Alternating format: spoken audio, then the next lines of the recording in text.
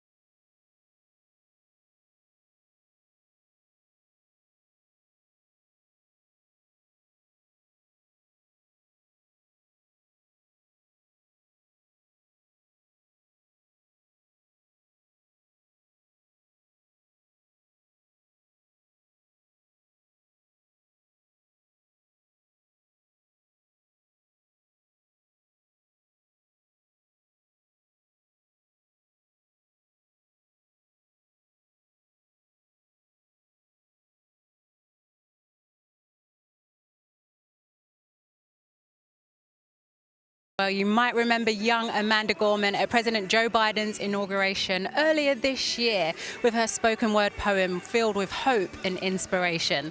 Well, there's a new kid in town. Well done to 17-year-old Abby Sims, giving us all the feels ready for this Lioness game this evening.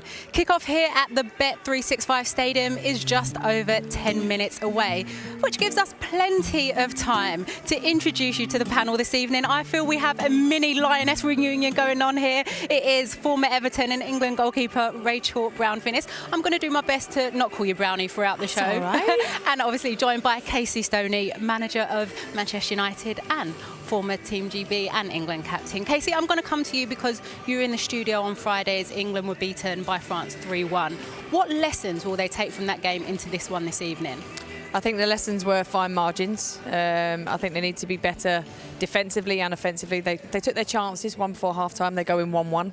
At 2-1, if they take that chance, it's 2-2, it's a different game. So making sure that they can do that. And then defensively, they need to be better. You know, you can't let the ball bounce in midfield, get done by pace. And then, unfortunately, centre-back has to go across to cover. And listen, this was an unbelievable finish. But if you don't let it bounce in midfield, you've got a chance of defending it.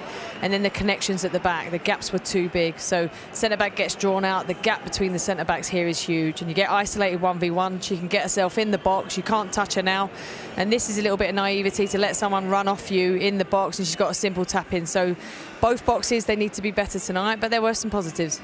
And Rachel, coming into this game tonight, it's a strange one, isn't it? Because, yes, you're playing for the Lionesses this evening. It's a team game. But actually, you need to put in an individual performance because you're up for selection for the Olympics. Yeah, it's a lot on the line for these individual players. And we'll see soon with the lineup that Hege Riise has gone. She's given those players a chance. You know, a squad of 23 usually for World Cups, European Championships. This is a squad of 18, 2 goalkeepers, 16 outfielders. That is a big trim. And we're just talking about England players. You've got the other home nations who will factor into that squad. And very little time to impress Hege Riise. So tonight will be a huge game. But I hope the girls go out and play with freedom and expression and don't feel the weight of that pressure. Well, that was the buzzword from the last game, Casey. Be brave and show what you're about. Is it going to be the same this evening? Yeah, absolutely. And I think this is a team that is capable of going out there winning. They need to be brave, they need to play forward and express themselves. And I'm really looking forward to seeing Lauren Hemp starting tonight because I think she's a very exciting talent. OK, well, let's hear from both of the managers ahead of the game this evening. They're speaking to Joe Curry. Hege, you've made 6 changes from the side who lost to France. To what extent is this the best team available to you? And how much is this about you trying to see as many players get minutes in terms of seeing them for Team GB? We were happy with the performance against France. Like the statistics that we had was good. We just lost the game, and that's the most important, of course. But we were happy with the performance. Some players were outstanding, not playing today, giving others a chance to work on the same that we did against France, and hopefully do the things that we didn't do as well better in this game. Lucy Bronze returns but on the bench. What can you tell us about her fitness? Are we likely to see her this evening? Her fitness is no problem. I think hopefully we will see her in the game. That's more of a medical. She did the training yesterday, some of the training the day before, so she's ready for some minutes if we decide to go for that. The Lionesses are clearly a team that you know very well from your time with them. Always very helpful when you're planning for tactics and a team, but where do you see the threats coming from England tonight? Yeah, I think England with the ball clearly have a lot of threats going forward. But I think what we've done is focus on us. I think that's the best thing to do, but absolutely they've got attacking threats. But I think counter to that, which we've seen in the France game, we've got to be ready that when we win the ball, we've got to try and hurt them. Thanks, Bev. Enjoy the game. Thank you. Rachel, let's stick with Canada right there. They've made 3 changes to their lineup this evening. Where do you think their main threats will come from? I think we certainly know the strengths down the wings. Janine Becky in particular, we've seen at Manchester City for such a long time. She's a seasoned international player. She knows the pressure of major tournaments. She's a tricky player. She's become, I think, more of an impact player for Manchester City in how she's been used. But she's been she's difficult to stop. And what at the end of it, so for the bigger pitch, not just for tonight, Canada, their main player Christine Sinclair is out. Their number 9, their ever-present goal scorer, got a knock in the last game, so not playing tonight. But longer term and for the Olympics, Janine Becky popping that ball in for Christine Sinclair in the 9, that is where they're at their most dangerous. But it's an opportunity for Bev Priestman, former England assistant manager, to come in and impress in her first duty as a head coach. She wants to play top 10 teams going into the Olympics, and what a perfect opportunity. And talk about perfect opportunities and taking your chance. Lauren Hemp came on, made an impact against France, and she's in the starting lineup tonight, Casey. Yeah, and deservedly so. She was a really bright spark. Listen, she's been in great form for her club at Manchester City. She's direct. She's got nothing in her head but to face you up, and that's a nightmare as a defender. She faces up. She's scored different types of goals this season. This one's with her head. The thing about Lauren is she can go inside and outside. So as a defender, you show her one way, she goes inside. You show her another way, she can go outside. She loves taking players on 1v1. And as soon as she gets in the box, you can't touch her. So a really exciting talent. She's got pace, she's direct, and I'm excited to see her.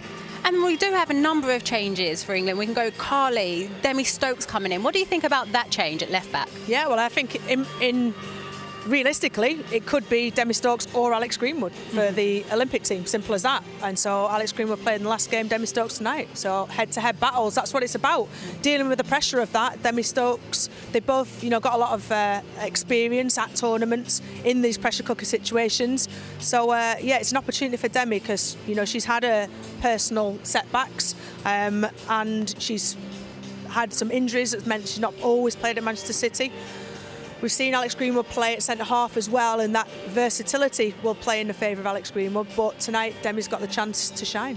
Chance to shine, and a big performance needed. Teams are nearly ready. That's it. We will be back here at half-time. A stellar game requires a stellar commentary team, which we have delivered for you this evening. It's time to hand you over to the commentary team tonight. Former England and Chelsea midfielder Karen Carney is alongside the legend that is Jonathan Pearce. Thanks very much, Alex. Good evening, everyone. Everything in balance, a good lesson for life and an important one for the Lionesses tonight, according to Hege Riise, who thinks they were unbalanced in defeat in France on Friday between keeping possession, blocking the French counter-attacking and creating chances themselves. Too big a gap, she thought, between the back 4 and the front 6 at times, and France took advantage in transition to slice through the England defence too often. It was a painful lesson, wasn't it? And lessons need to be learned quickly. 8 defeats in 13 matches since the 2019 World Cup final. 3 home friendly defeats in their last 4 makes grisly reading. They'd lost 8 games in their previous 40. The wheels need to be reattached.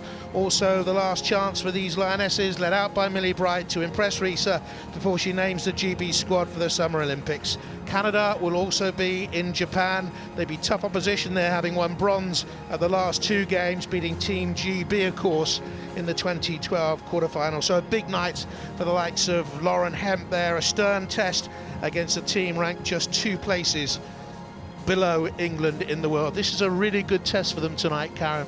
Good evening. Yeah, it really is a good test. I think Canada will give a different, really different type of style of game that they're going to bring compared to France. I think they'll be physical. I think they will press from the front a lot more as well.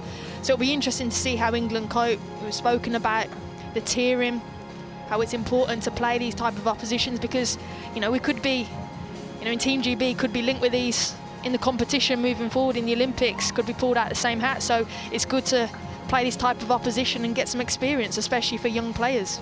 Great night for Millie Bright, captaining her country, deservedly so. She's had a terrific season. Familiar names in that Canadian side as well, players from the WSL and players from the European scene as well. As we await the anthems here today, we believe the Canadian anthem, as it should be, will be played first. They beat England in the warm-up for World Cup 2019, I seem to remember. So this is going to be a stiffish one for England. That was in April 29. Christine Sinclair got the goal.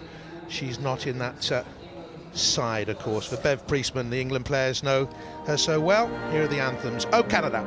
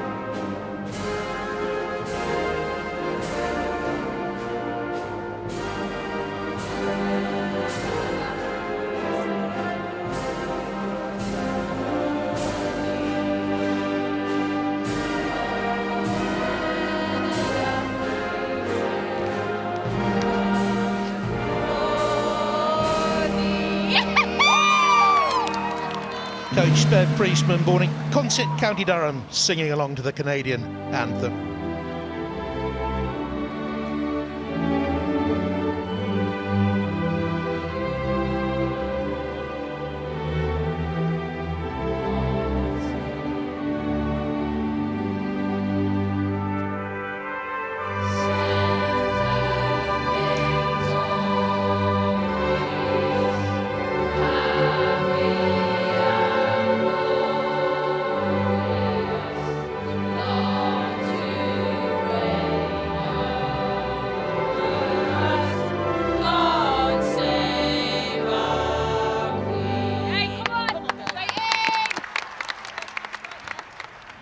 Against Canada. Let's go through those 6 England changes for you then quickly. An important chance for Carly Telford to replace Ellie Roebuck. She'll only likely to get 45 minutes to impress again.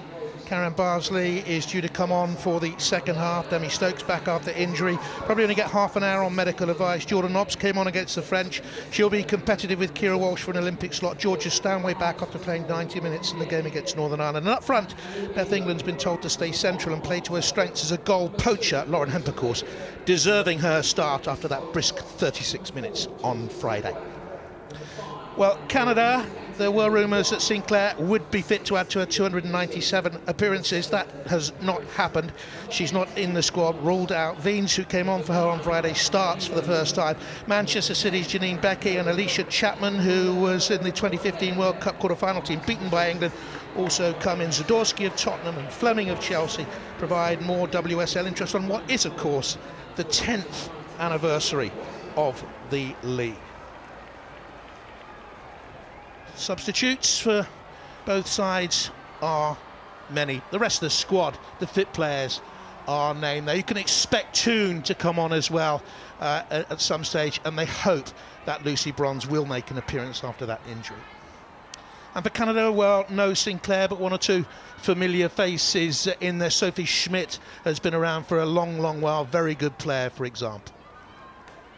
But one thing that Bev Priestman has done is introduce one or two youngsters into the side, and she's not been frightened here to include Evelyn Wiens from the start. Only her 5th appearance, the striker, and I was just saying, her first start for her country.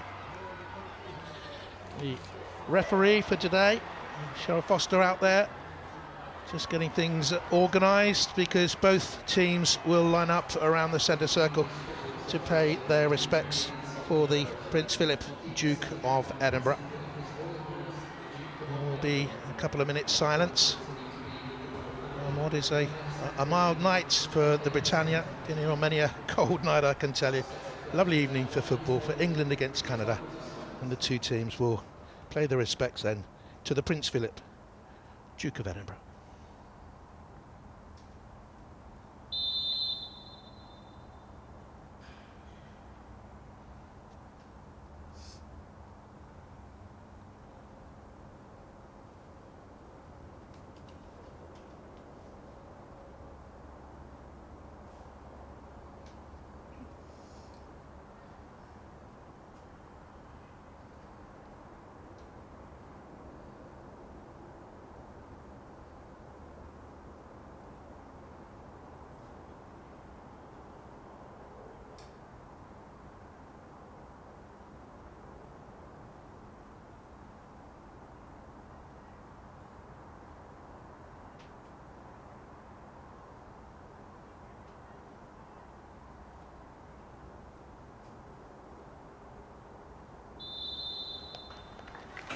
Immaculately observed. Nikita Paris turns away. And a start for her. She went off on Friday on French soil, joined up late, having been finally released from Lyon.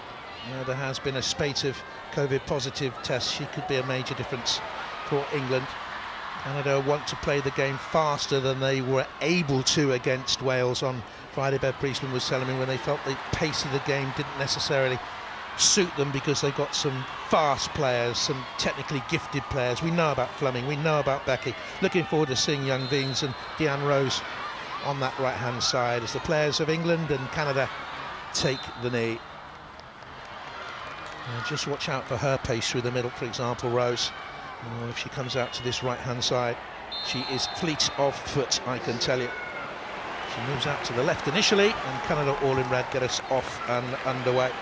We're headed into the England penalty area and dealt with by Millie Bright, who will feel so honoured, and her family will feel so honoured by her wearing the armband, because she's England through and through, a terrific character. She's had adversity early on when she was a child with illness, and had a wonderful season. Jordan Knox up towards Bethany England. Interesting that Hege Riise was telling me she doesn't want Beth England to wander out wide. She doesn't want her to drop deep. She wants her to be a centre forward in the middle.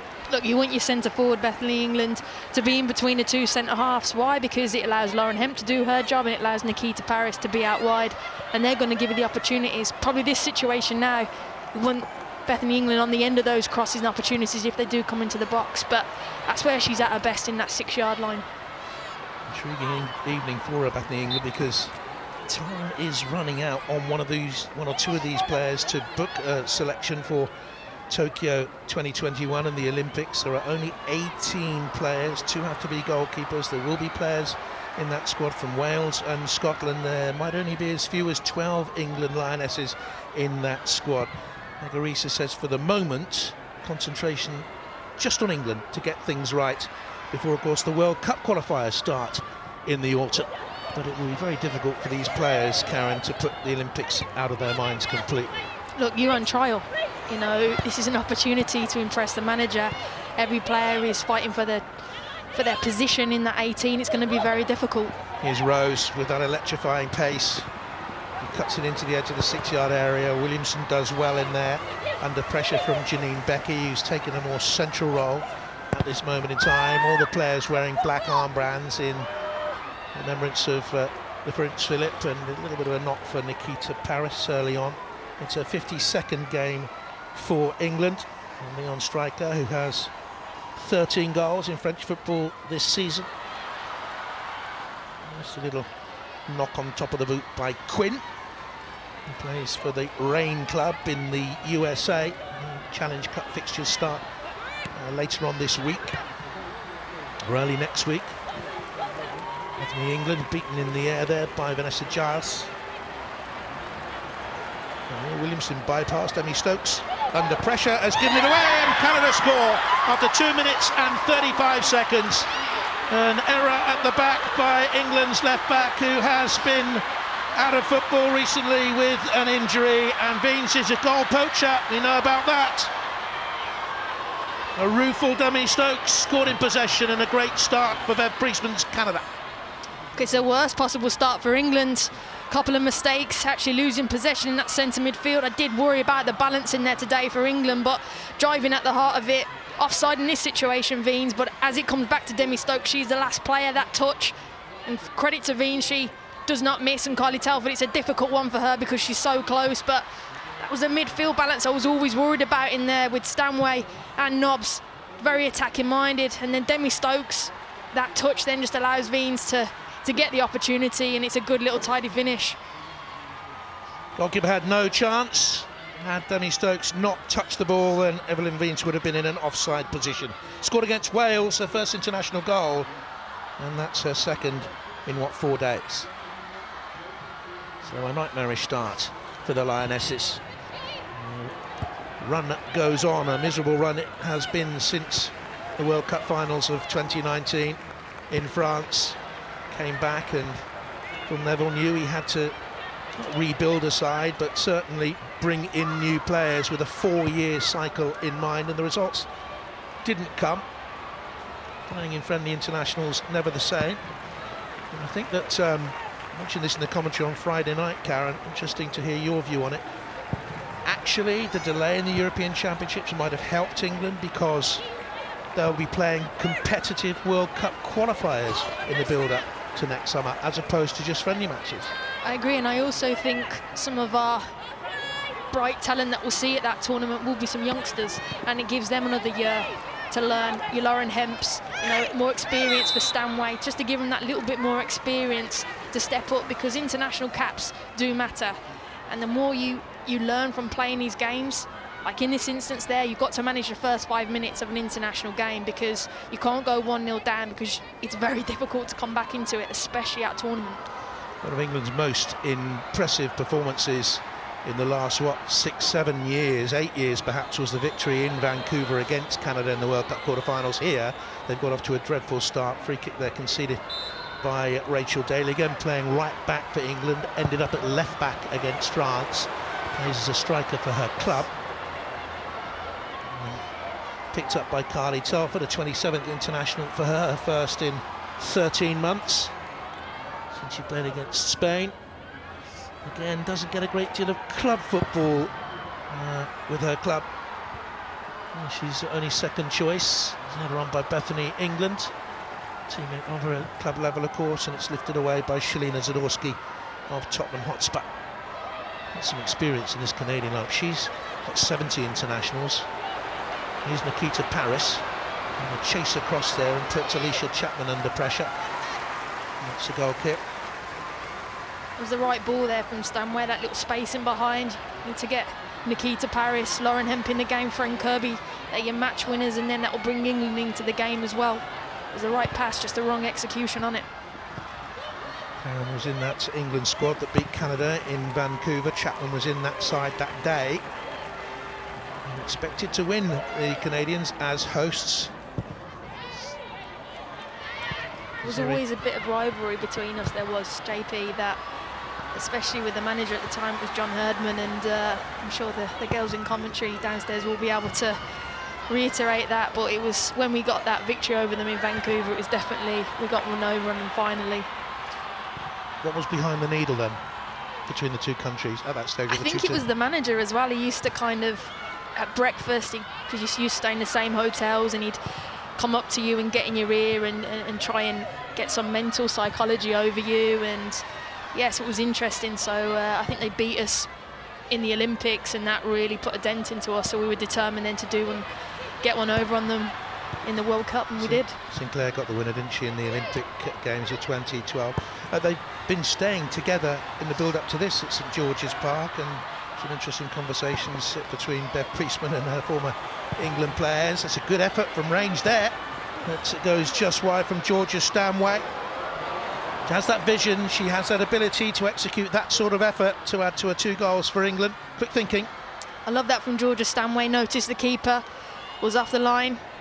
Labbe gave her that opportunity, but again it was sloppy from Canada, and credit to Stanway right onto it and recognised the high line from the goalkeeper. Ashley Lawrence, dad from Nova Scotia, mum Jamaican.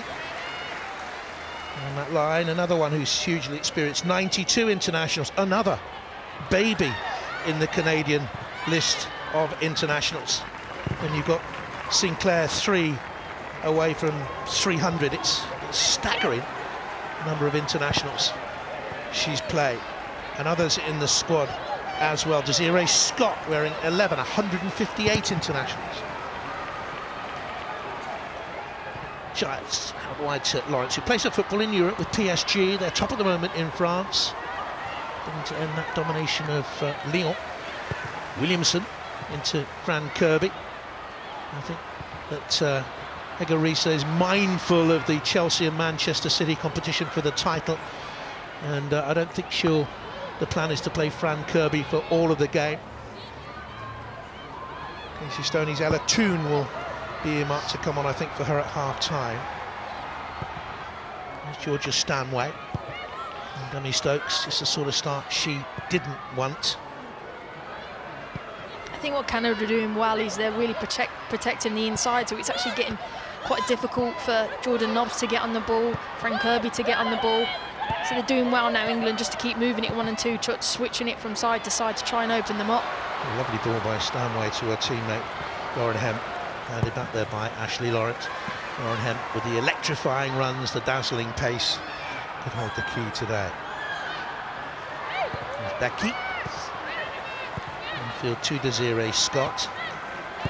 Winnipeg girl, plays for Kansas City. 3 World Cups to a name. In an hour against Wales when they won 3-0.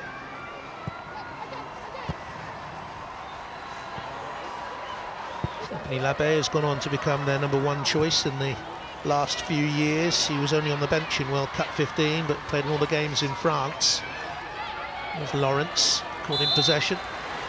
Unfairly. The referee gives a free kick against Lauren Hemp. How impressed have you been with her this season, Lauren Hemp?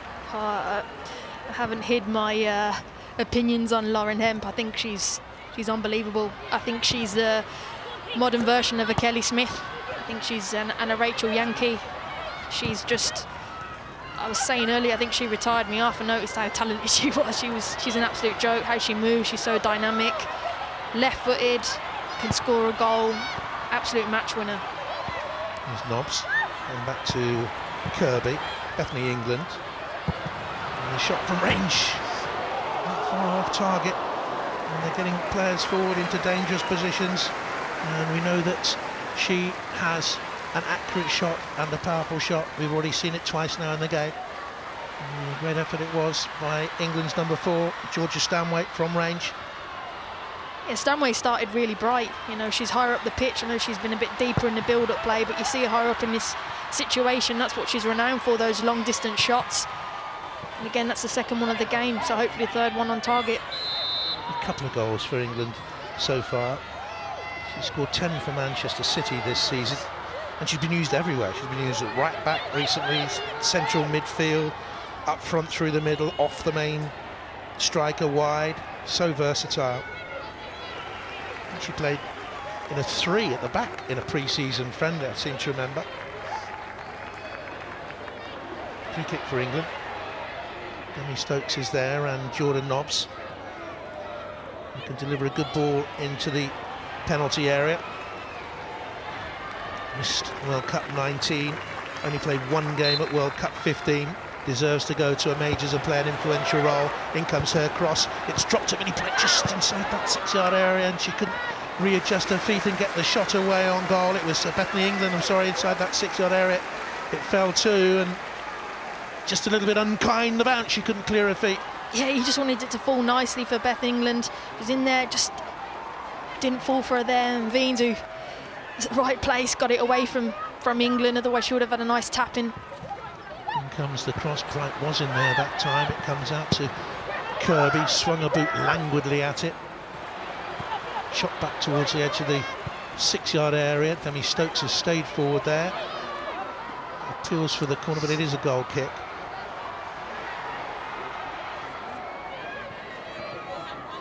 Next fortune for Hegerese's side, 6-0 against Northern Ireland at St George's Park on February the 23rd. And then in a second game they were beaten in France on Friday 3-1. As a player she won the World Cup, the European Championship and the Olympics in a rare group of individuals who have managed that feat. This Giles, who is at Bordeaux. Checked on the pronunciation of Vanessa Giles with the Canadian side. I thought it was Gilles, having described her as that when I've been commentating on Bordeaux this season, but apparently it is Giles. Here's Paris and Millie Bright. Switch of play, looking for Hemp. And well judged by Ashley Lawrence, who got it away.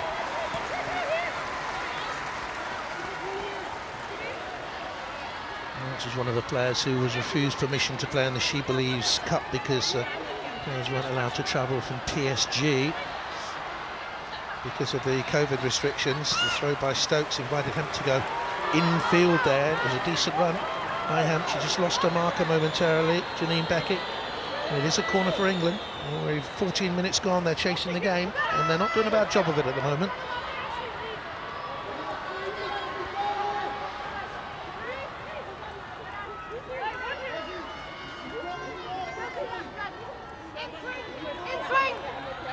Pin at the near post. Into the corner kick. Into that near post area, cleared away. Pushed back it was by Stanway into the mix and away then to Daly.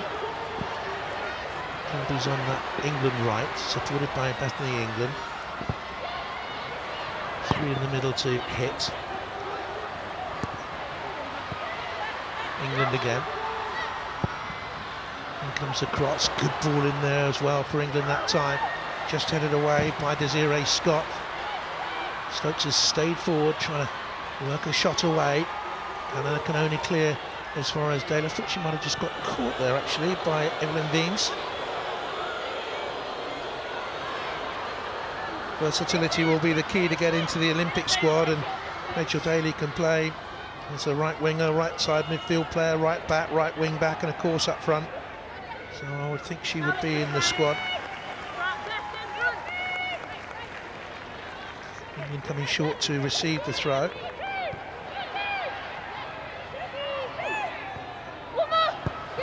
And around the corner neatly to Paris. Comes out wide to Daly, back to Bright. And here's Leah Williamson. Into space then for Demi Stokes, a 59th international for her. Hemp. And gets it back again, Lauren Hemp. One of the things they're working on with Lauren Hemp is for her to be able to go both sides and take people on the outside and roll inside as well.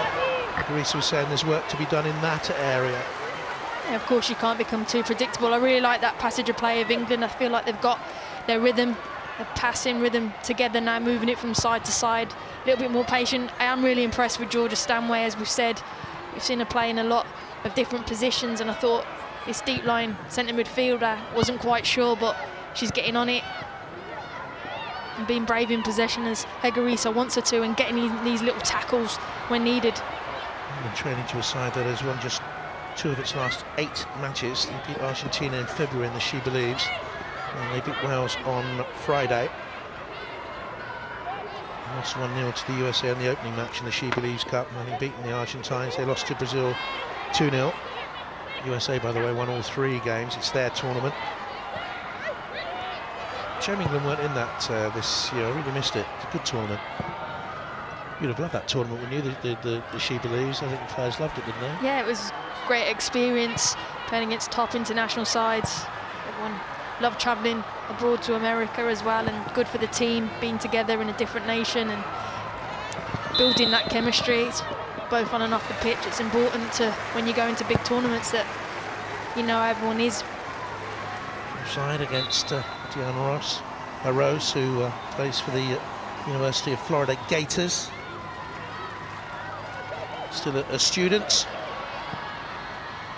One little run out in the World Cup finals in France. Was in the team that actually picked up bronze in Rio in the Olympics of 2016. Again, I love that JP again from Georgia Stanway. Brave, receiving it off the back line. Tight area, good little turn. There you go, it's a nice little turn. Fleming just caught her there, but again, I'm really impressed with Stanway's start. And behind, Lawrence back to Stephanie Labette. And Lawrence was under pressure there. Here's Hemp. Needs a bit of support, you would have thought. Crowding round it, here's Demi Stokes. And the touch was tight to the line. Looks to me as if Demi hasn't quite got the mistake out of her head from the goal. Maybe it's preying on her mind. It was difficult, that, mind you. Karen, the ball was played to her in a tight area. Yeah, it's one of them. It's just an unlucky situation for Demi Stokes. She's a top quality international, plenty of experience. She's just finding her feet from the injury. This was the goal that we saw. It just,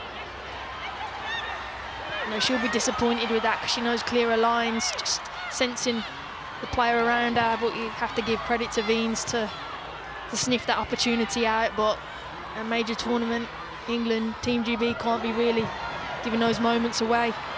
If in doubt, get it out. She needed to get that into Roel. Here's Hemp. A little jaunty jog forward by Fran Kirby opened up that gap to Stanway. Here's Williamson. Back to Bethany England. Hemp taken over from Beth Mead on that left for England today. Lost possession. I think England are at their best when they're shifting it from side to side, and what Canada are doing, they're boxing them in one way. I think that chance there, Williamson can get it out to Nikita Paris a lot earlier, shift it, and that's where England got their joys, moving it from wing to wing through the midfield. Really adventurous lineup for Canada as well. It's England in possession. Cross looks for Bethany England. It's a good header away in there by Chai. And Alicia Chapman is on hand. They've got Becky on the right-hand side, Rose on the left, Veens through the middle, and Fleming very high as well in a supporting role. Making a little run up there, but didn't get the ball. There's a lot of work to do for Desiree Scott and Quinn, who's playing central midfield. Might drop back to a centre-back position later on. Very able player on the ball there. Swung the pass away. Looking for the run once again of Gian Ross. Ross in for Veens and headed away by Millie Bright. Difficult game for her today against the player who's on loan at Paris FC. There's 11 goals in French football this season, Evelyn Veens.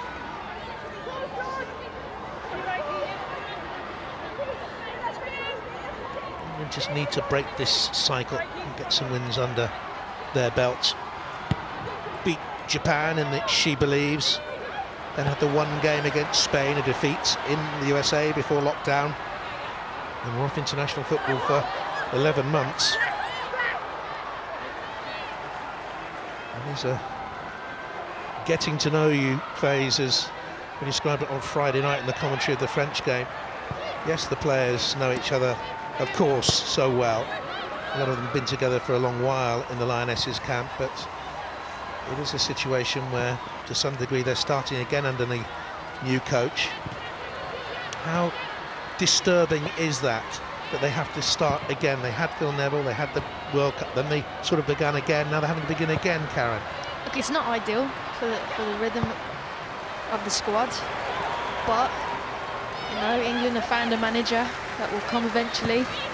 And when you find a manager in Serena and you think, right, she's the right person, sometimes you have to wait for them. And I think Serena is the right choice. I think she'll be a brilliant acquisition for the team moving forward. And unfortunately, this window is just not ready for her to come.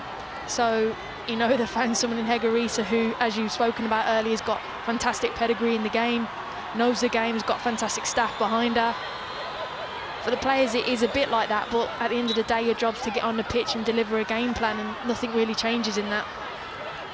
A naughty one that from Zadorsky. Caught Bethany England. I have to apologise as well, Karen. I asked you exactly the same question last night on 5 Live. Different audience, and I do actually repeat myself quite a lot, you might have noticed. I'm still trying to work out your question though about the shin pads. Oh yes, the player is, I'll have to check on that myself now. Which England player has worn the same shin pads for 5 years in a row? Now here's Jordan Nobbs trying to win the ball against Desiree Scott. And we'll break out wide towards Lauren Hemp on this near side. And a roll away, and she gets away from Quinn. That's a nice piece of skill, and she looks for Bethany England. That ball will be shepherded out of play. Goal kick to Canada.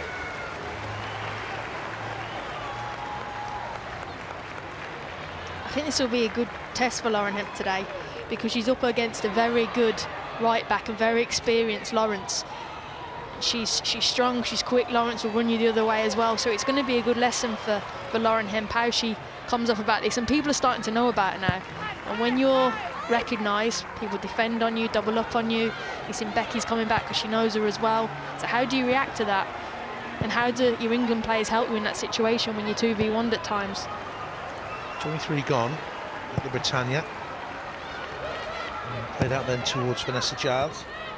The debut a couple of years ago now against New Zealand. Played one game in the She Believes. Priestman believing she can go to the Far East and come back with a medal again in the Olympic Games for Canada. Carly Telford plan was always to give her 45 minutes and then send on Karen Bardsley for the second half.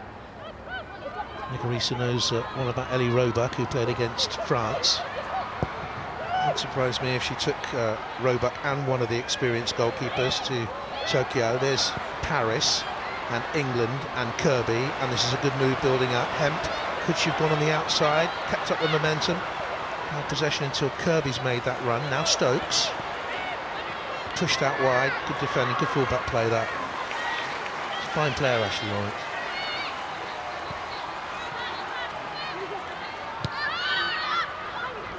Williamson. Thumped away. And Giles on the edge of the penalty area. And Millie Bright trots across and gets it. She said of her football career, a bit of a mistake to get into the game, Millie Bright, because she was into horse riding when she was a youngster. Very good as well, I'm told. Here's Kirby. Back to Stokes. And now Hemp does go on the outside, and this is a good run here by the England winger. Cut it back. You can see what she was trying to do, because Kirby was in a good position and Nobbs was in a good position as well. It is noticeable that Stanway is holding the deepest of those two England central midfield players, and she's got a rattling challenge in there. I'm laughing because Georgia Stanway trains like that as well. I think that was a thing that kind of, as senior players, when she first came into the squad, she was not afraid to go in for tackles like this in training. That's just a player, that's the commitment that she brings to the England squad. This is the Lauren Hemp bit of magic on this left-hand side, gets past Scott. And then you've got to pick someone out. You've got to get your head up in that situation, pick the end product. First bit brilliant, the next bit, those are the defining moments. A folk hero in Manchester is Georgia Stanway. There's a big mural on a wall in the Manchester Northern Quarter, I'm told, of her. Or a murial, as Hilda Ogden would have once called it, if you remember your Hilda Ogden from Coronation Street. A little bit of a ticking off for Evelyn Veens. Millie Bright. Stokes. Williamson, good triangle by England. It is noticeable that when Nobbs goes forward, Stanway is holding back at times against France. Both central midfield players bomb forward. There was a massive gap behind them.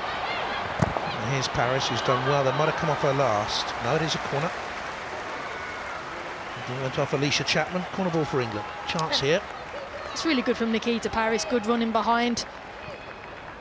No, she's fantastic and she's so fast. Does well for there to earn her team the corner. You just joined us. England trailed to a very early goal by Evelyn Veens after a mistake at the back. Really haphazard start by England, but they've been the better team since. Corner is driven out into Van Kirby territory, took a touch. Was found on the edge of the box. That's a silly challenge from a player of the experience of Shelina Zadorsky. Yellow card.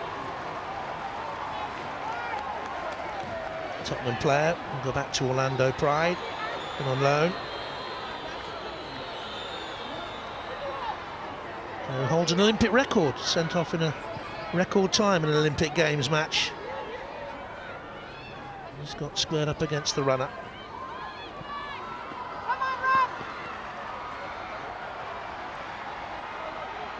Free kick here then for England.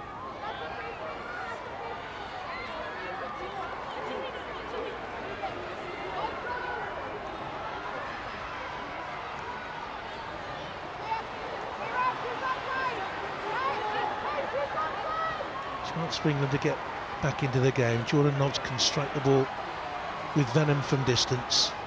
Stokes could have a go as well. The right has stood behind the wall and well offside in the eye line of the goalkeeper. Now comes back to walk in front of the wall. Nobbs takes it. Ooh, and it rattled the top of the bar. Goalkeeper got something on it. Stephanie Labbe, and Nobbs and England denied. Georgia Nobbs has got one over the wall. Good little fingertip save onto the crossbar.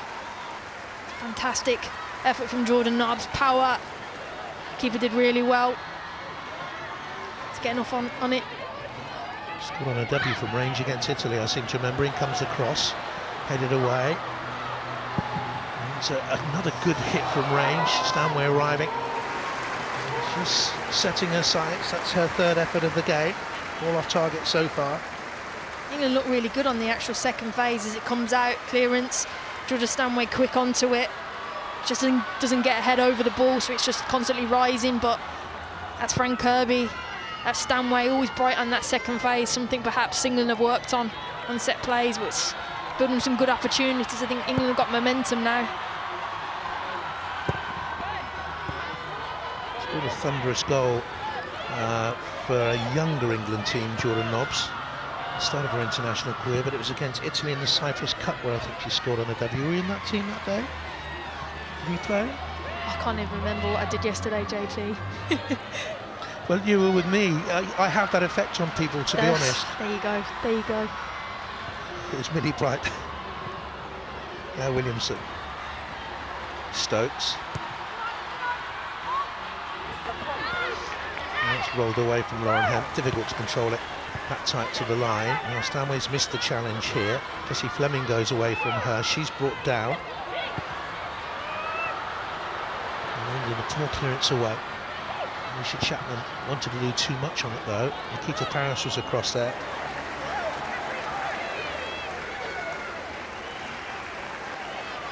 Lucy Bronze couldn't travel to France because of an injury concern, and not considered fit enough to start today. But you heard Hegarisa say she hopes she will play some role.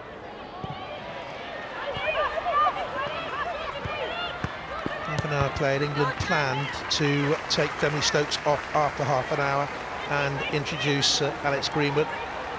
This isn't a problem for Demi Stokes, but she has had the injury, and on medical advice and with the club in mind, they were only ever going to give her half an hour today, so this is part of the plan. Yeah, it's part of the building back into fitness, especially international level, and probably that was the slow start potentially from Demi. She's been out for a long time. She's a top quality player, brilliant defender. Was just unlucky in that situation, but this is, you've got to see the bigger picture, and managers and coaches and fitness coaches. It's not just about the here and now, it's about a month or 2 months' time, bigger picture planning.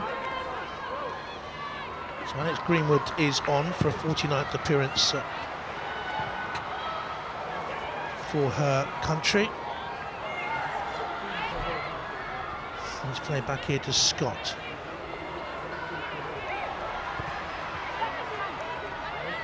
And now Vanessa Child. interesting to see the development of Priestman. She was with Canada before, of course, at the younger age groups, and then she was assistant to John Herdman. And here's the goal scorer. Ran into a brick wall called Rachel Daly. Here's Nobbs. Some big England names will not go to the Far East with Team GB. Not enough positions for them all, because there are Scottish players who deserve to be in that squad. Can't leave Caroline Weir behind, not on her form this season, I wouldn't have thought. Erin Cuthbert, Kim Little, some really talented players. Sophie Ingle, you know, it's going to be really competitive, but I actually think you're going to say this is a silly comment, but it might not necessarily be the best footballers that go. It might be the most robust players, because you've got to play, you know, 7 games in 18 days. So with a squad of 18, some technical players might miss out because you need some robustness in the squad. You can't pick a player that might be fit for 1 in every 3 games. They have to be in every training session, be ready for every single game, and that might be a defining factor as well. Rose has possession for Canada, and she's got to the dead ball line. And England will clear it away at the back with Georgia Stanley. The draw for the Olympics, by the way, is on the 21st of April. The draw for the World Cup qualifiers follows 9 days later. You can see Team GB in the Olympics on the BBC in the summer.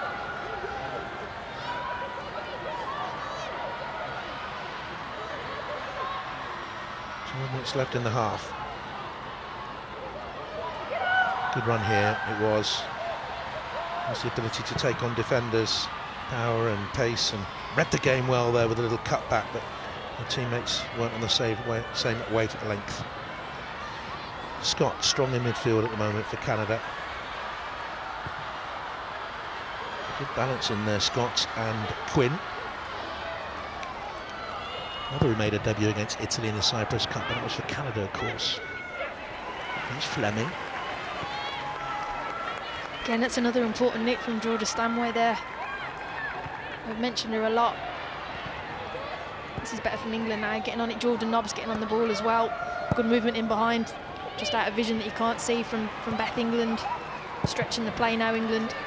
Stanway looking long for Beth England to chase off after it, and here's Stephanie Labbe to come out. She quit the game, the goalkeeper. All of a sudden in 2017, she was Washington Spirit at the time, just been out of the game for a little while. And Kylie Telford gives it some away towards that left-hand side. Bean's the goal scorer. A touch on the corner then to Deanne Rose. Fine running behind by Fleming. Minnie Bright trekked across there with her teammate from Chelsea.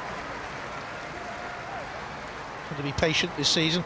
He's made 17 appearances since moving from the university side, the UCLA Bruins. Janine Becky of Manchester City's having a good little spell actually. The title challenges, scored 2 in the last 2 games, couple more starts for her. There's Fleming. Corner ball for Canada. Rose was given a little bit too much room at the far post. It's flicked on towards her. Greenwood got it away. Now here's Hemp.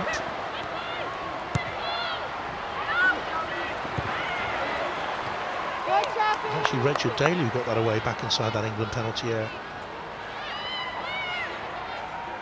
Stanway, would you say she's been England's best player so far, Karen?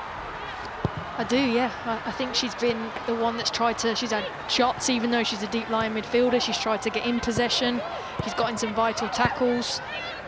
I think she, yeah, definitely, like I said, I was worried about potentially in that midfield with Jordan Nobbs and Franco because it's so attacking. I was worried about where the balance might come from. I thought she's done really well so far. It wasn't a good ball forward by Leah Williamson, but Canada haven't made any great use of it. Becky was caught in possession. There's Greenwood. Oops. Played it to her, then looked for the return. That's bent cleverly around behind Lawrence, who had to react smartish to get in front of Fran Kirby. Good turn of pace. And the Ontario-born defender. It was a good decision from Alex Greenwood to turn, and good movement from Fran Kirby to get in behind. Probably one of the first First opportunity, someone's kind of stretched the play. And the ball's been put down the sides. Nikita Parris has it on the right-hand side. Now Daly looks for Bethany England. Cut out by Sadorski. When England move forward, it's quite interesting at the moment that Alex Greenwood is moving infield. And that's opened up a space for Kemp. She's dropped back out now wide towards this near touchline to receive. Needful is to get it onto Hemp, and Lawrence is there once again. That bronze-winning medalist team in 2016. On the way to Tokyo with the squad again. Scored a couple in qualifying, did Lawrence, the right back, can play further forward. Gwynn nearly gave that away, ricocheted off her.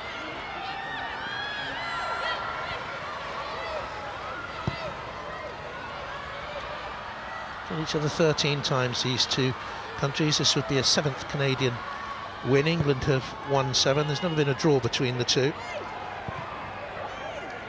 Lawrence.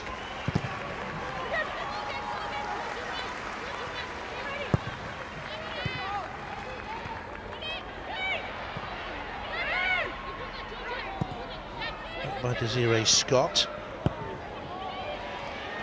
And that team beaten by England in 2016. Karen Barty, if she comes on, will be, I think, the only player who played that day would be in the England squad today.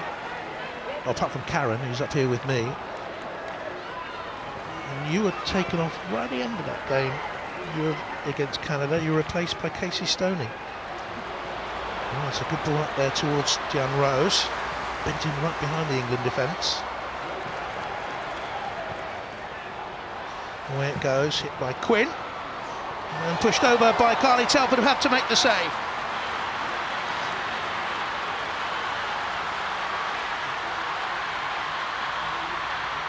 It's good technique from Quinn. Difficult one.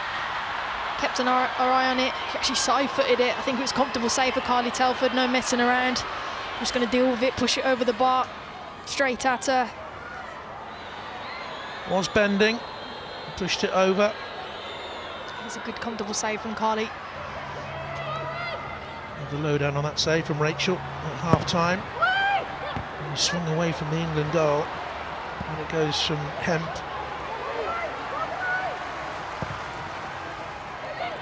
Played back in by the right back Lawrence, and England eventually get it out towards Nikita Parris. Hasn't seen a great deal of the ball, Nikita Parris.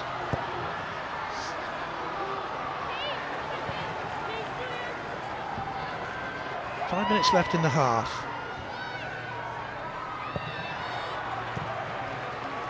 Lobbed out wide to Greenwood, dropped short. It wasn't the best of passes by Jordan Nobbs. But here's Leah Williamson. Spreading the play then towards Rachel Daly. Nice in field to Fran Kirby. The plan is to give her 45 minutes or maybe a little bit more. And then Casey Stoney's tune will come on from Manchester United. I think she was brought on that day against Japan in the quarter-final, Casey, just to add a little bit of flair, a little bit of attacking flair. What do you think? I'm sure she'll tell us about it at half-time. I'll be looking forward to that from her. Yeah, it's going to be a throw to Canada. Oof, that was a painful one. Oh, the thud there. Covered a lot of ground today. Here's Georgia Stanway. It's Kira Walsh, by the way, the shin pads player. Oh, really? Yeah, wow. I read it the other day. She's worn the same shin pads for a number of years. I hope she's washed them.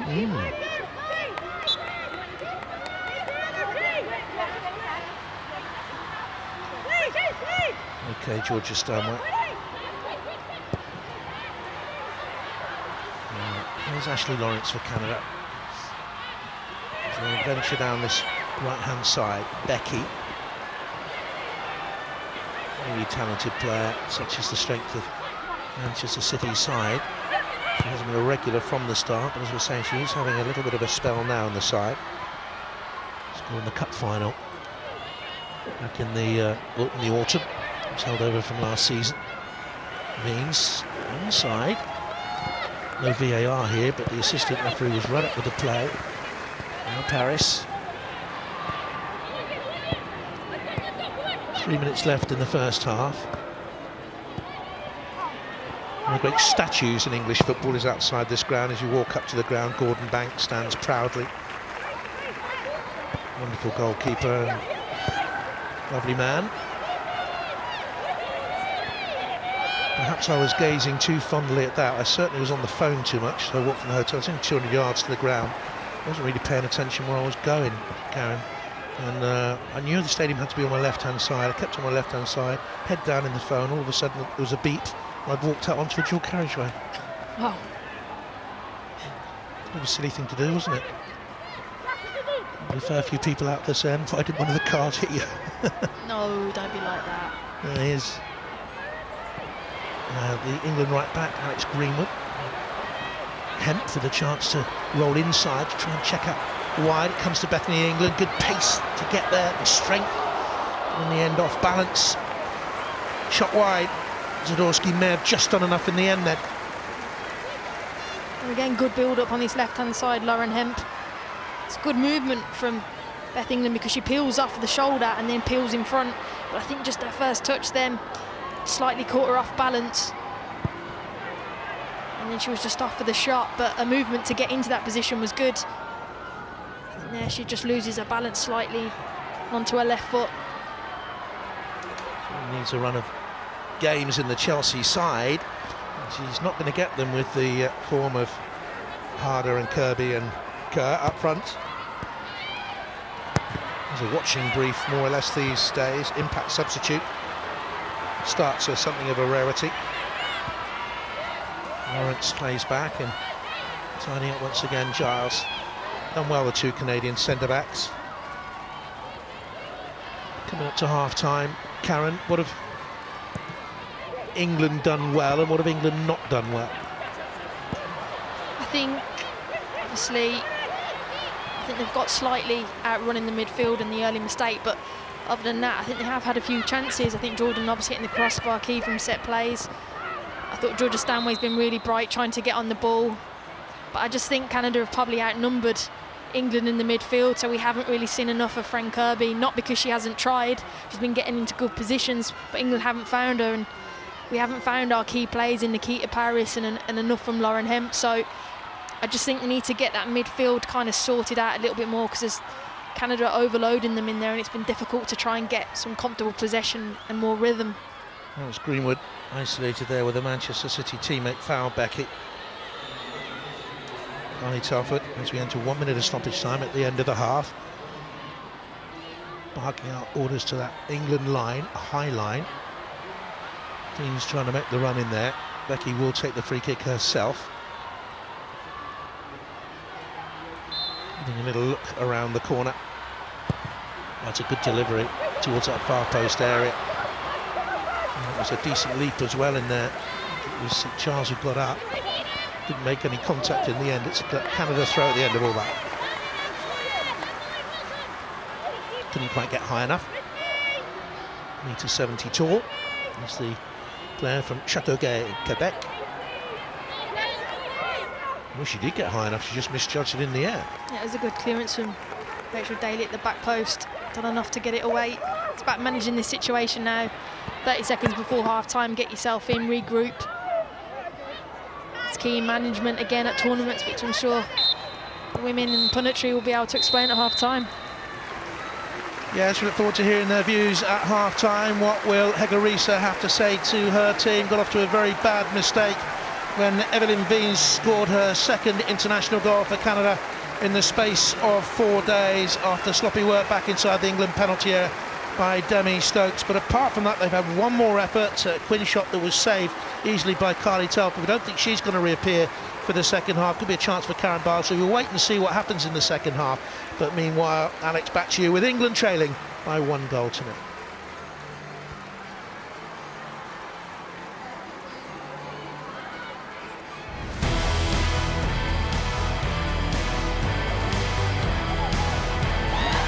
Canada score after 2 minutes and 35 seconds.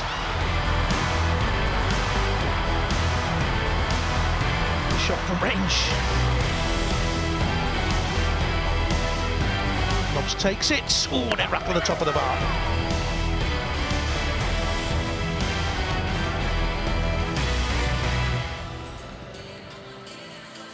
Yes, on a day of celebration for women's football for the Barclays FA WSL. The celebrations are on hold at the moment, Casey, for the Lionesses. Thoughts on the first half? I think that Canada have caused England problems tactically, and England haven't adjusted. So it gives them half time now how they adjust. They're creating overloads in midfield because Canada are playing with a double pivot, but England are playing with a double pivot, and no one's coming out to deal with that. So it's almost a 4v2 against the centre forwards, and I'll go over that in a minute in terms of the analysis. But I think they'll be disappointed. I don't think they've had great passages of play or kept the ball, and I think, if I'm honest, Canada have dominated the first half. Well, Rachel, going into a game, you always concentrate in trying to stay first 5 minutes, you know, do the things right, play your first ball, but a nightmare start for England. Yeah, you don't want to get bogged down too much with any tactical, looking at the other team and what they're going to bring. Just focus on your individual role, and absolutely, it didn't go to plan. It was the basics. When we probably see the clip, it's debatable whether it's offside. I think it probably is offside, but it comes down to basic errors. Demi Stokes here, she's facing kind of the wrong way, gets inside of the play, but it's that touch, isn't it, that takes into the path of the player. It's disjointed defending again, like we saw on Friday.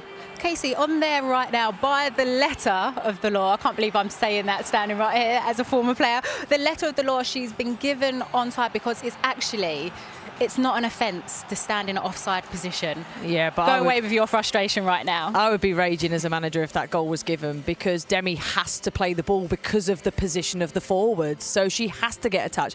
And as soon as she gets a touch, then she becomes active. No, obviously Demi can shift it on quicker, but she doesn't know she's offside. So for me, it's how she can be deemed as not interfering, because Demi has to play the ball. You know, you look here.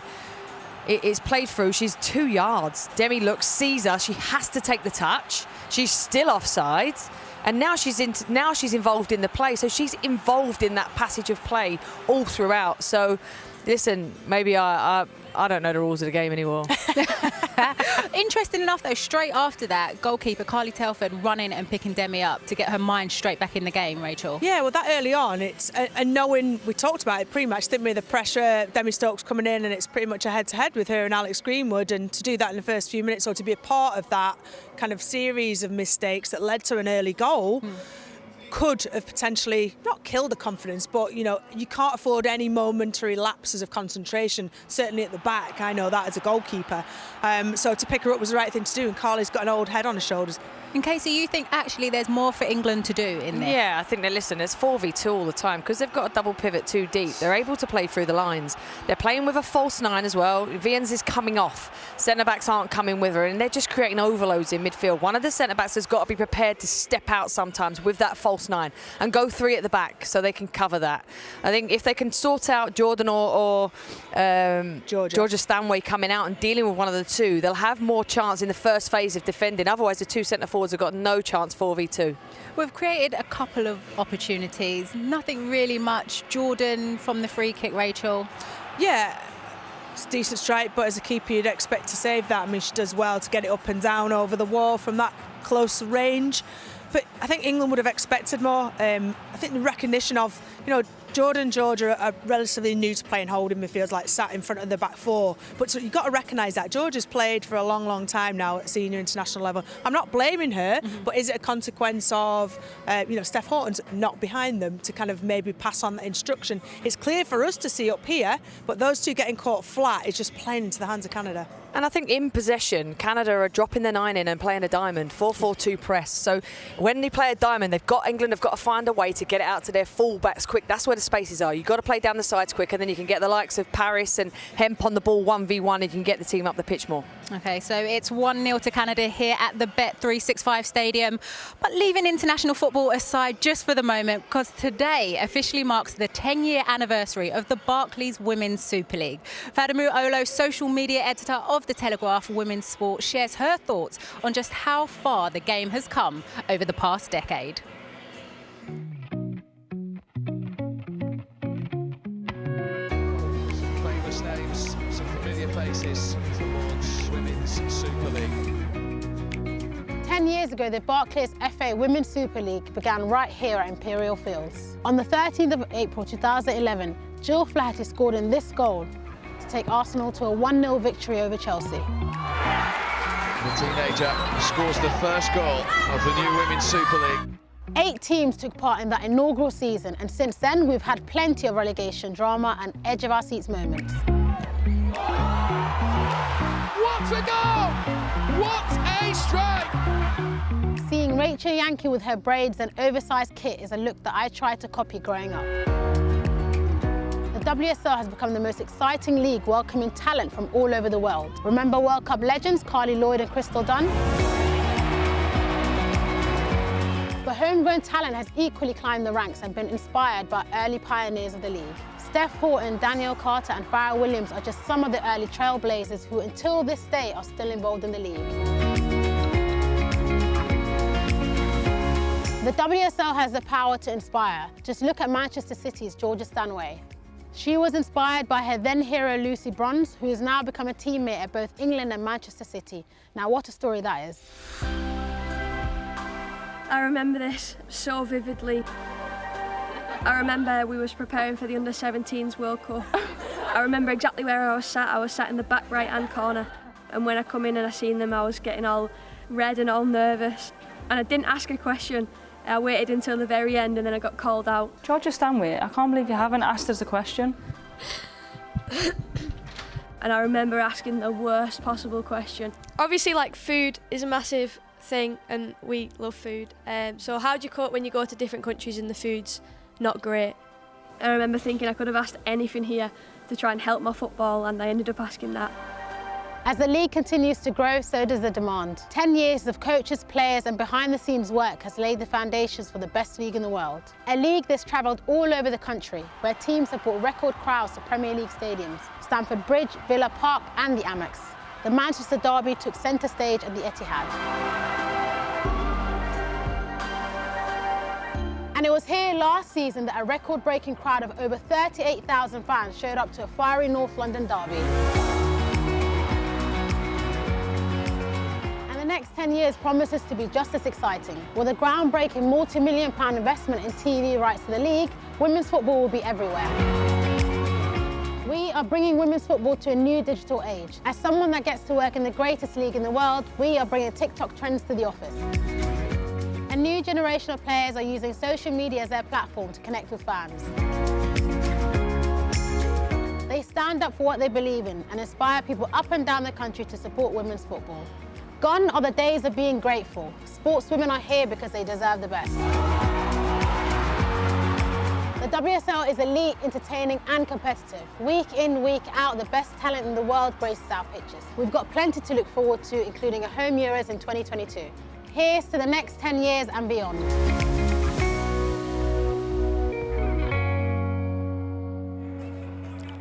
Our thanks to Imperial Fields and Tottenham Hotspur for letting us film that piece with Fadamu just there. And it is a pleasure right now to be joined by the FA's Director Women's of Football, Baroness Sue Campbell. Sue, thank you for joining us. Going off that piece there, it is a real celebration around women's football at the moment. And obviously with the groundbreaking deal, TV broadcasting deal, why is it such a watershed moment for women's football in this country? Well, I think, you know, the game has been built on the back of a lot of pioneers. There's 3 of you here today, you know, who played the game when there wasn't any money, there wasn't any profile, and where it's come in the last 10 years is just phenomenal. And certainly when we took the decision to go to a full-time professional league, that was a big step forward. Then Barclays coming in, another huge step forward in terms of commercial rights. And now the broadcast rights, which will give us fantastic opportunities to view. We hope inspiring a whole generation of youngsters to want to play the game. With great role models on the pitch, it's a fantastic moment for us all, I think. And then Casey, for you, with your manager's hat on, what does it do for you and your club? I think visibility and awareness, you know, it raises that visibility to the game, which in turn hopefully brings more investment back into the game, which means we can have more resource, better facilities, more wages in the players' pockets, and we can improve the game on and off the pitch. And then talking about improving too, because there is where it's a celebration, but there's still so many steps to go and push this game forward. With the news coming out recently, what happened around Birmingham City, their players talking out about their treatment. We know it's moving forward, but what more needs to be done so that stuff doesn't happen anymore? Well, we're on a journey, aren't we? And where we'd come to is really exciting. But we're, as I say, we've stopped off at one of the service stations. We've still a long way to go with the journey. And you're right, we don't want any players to be disrespected, and we want players to have great facilities, great coaches, great opportunities to play. And when clubs have difficulty, our job at the FA is to get alongside them and try and sort those out, which is what we're doing. But where are we going? Well, you know, the ambition has got to be produce the greatest league in the world for our international and domestic players playing alongside each other in a great league, to attract even more commercial sponsorship. And not too far away, probably a little further down the line, perhaps 2 more broadcast deals, create a sustainable, self-sustaining league. That's got to be the ambition, so that this women's game is not just here, you know, in a sense, sponsored by men's teams, but can stand on its own feet and actually stand proudly as you know, the great game it is, alongside other games that we have in this country. And you mentioned opportunity as well. All 3 of us were standing here having a moment just before the game. Me in this role, Casey as a manager, you've got Rachel as pundit, Kaz up there as well, all former Lioness players. Is it actually more just about the players that we're seeing on the field? It's creating opportunities all around the women's game. Yeah, I mean, of course, the Lionesses are the pinnacle, aren't they, still? But the work that's gone on with people like Casey in the Super League is just fantastic. You know, we're seeing the standard go up. And if we can get the product on the field strong, and that's got to be our #1 priority, to invest in the people around the players to get the best out of our players, to get the product stronger, then we're going to get more commercial investment, and we're going to get better and better broadcast, because people want to see highly competitive games. That's what excites people.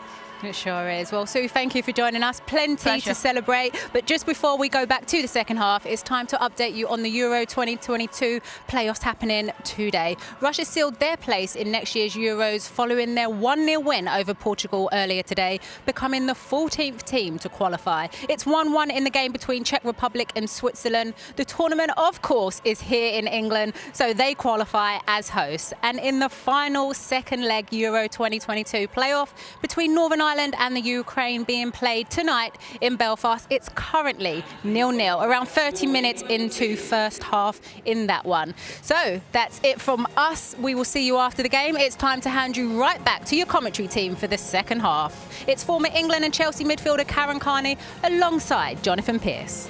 Thanks very much, Alex. Well, we wait to see whether or not those England substitutes we predicted will take place. Karen Barty was certainly warming up during the whole of the half-time interval, and it looks as if she will be coming on. I can't see Ella Toone out there for the moment. Don't think there have been any changes for Canada, who certainly looked authoritative in that first half, with Desiree Scott and Quinn at the heart of their midfield, playing so well and denying England.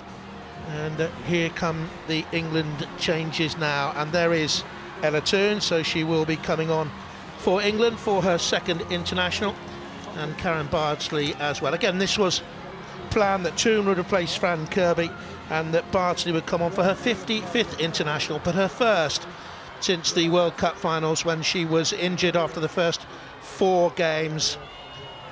And Ella Toone comes on for Fran Kirby. Now, that'll be a proud moment for Casey watching on. One of her players takes the field of play, from a Manchester City player, of course, and at Manchester United now. She started at Manchester United, didn't have a team then, and has gone back to them and done very, very well as they tore up into the WSL. And for a long period this season, we're at the top of the table and certainly are challenging for a Champions League place next season. And Karen Bardsley, we know all about her, and Karen Carney would have been the same side with her when in World Cup 15 she was injured against Canada. You remember in Vancouver, suddenly she picked up an eye injury. It was an infection from something from the pitch, wasn't it? The surface on the pitch. She played no further part in that competition. So England will kick us off in the second half then. And I'll ask Karen as soon as we get going what Ella Toone can bring to the side. Perhaps they missed in that first half. Off we go then. The Lionesses all in white, trailing by a goal to nil with 45 minutes to go. Your thoughts on Ella Toone? Like you said, I think Casey Stoney will be ecstatic that one of her players is into the second half. She's nippy, she's good with her feet, left and right, can get a goal. I like her that she makes these kind of third man runs. She arrives in the box, good timing, right time, right place, right time, sorry. I really enjoy watching her in that number 10 role.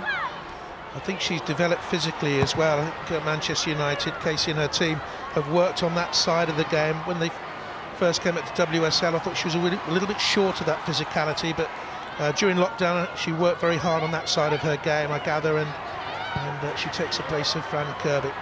Straight away you see her, she's on the ball there, but her movement in behind was really good. They didn't give her the ball, but she checked her run again. But her game intelligence is very, very good, and I think, as everyone alluded to in the first half, Canada really flood that central midfield role, so she's going to have to use her intelligence about coming into different areas where she can be free to pick the ball up. Stanway was put under pressure there with the pass. Jordan Nobbs now finds Rachel Daly. She's clipped by Janine Becky, and that's going to be a free kick.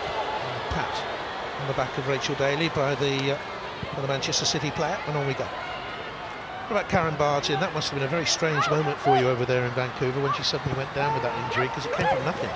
It did. At first I thought she was kind of managing the game and taking her time. 60,000 people there and a really hostile environment, and I thought, and then we saw her eye and it was heavily inflamed. But you know, Siobhan Chamberlain came on and did really, really well, but I think it was a surprise to us all, but the result was the main thing. Karen Bardsey was superb then for the rest of the tournament, as well as was Siobhan Chamberlain. Plays her football back in the States at the moment with the Reign Club. Going out to Quinn. Now passing in midfield has been very tight with Desiree Scott in there alongside them. And there is Quinn once again. Good combination back there. Double pivot, as Casey was describing it in the first half. Great analysis. We thought up here, and central midfield players, you might know them as, whatever the terminology there. Those players are playing very well in that heart of that Canadian midfield, aren't they? That pairing. I think Bev Priestman's got that midfield spot on.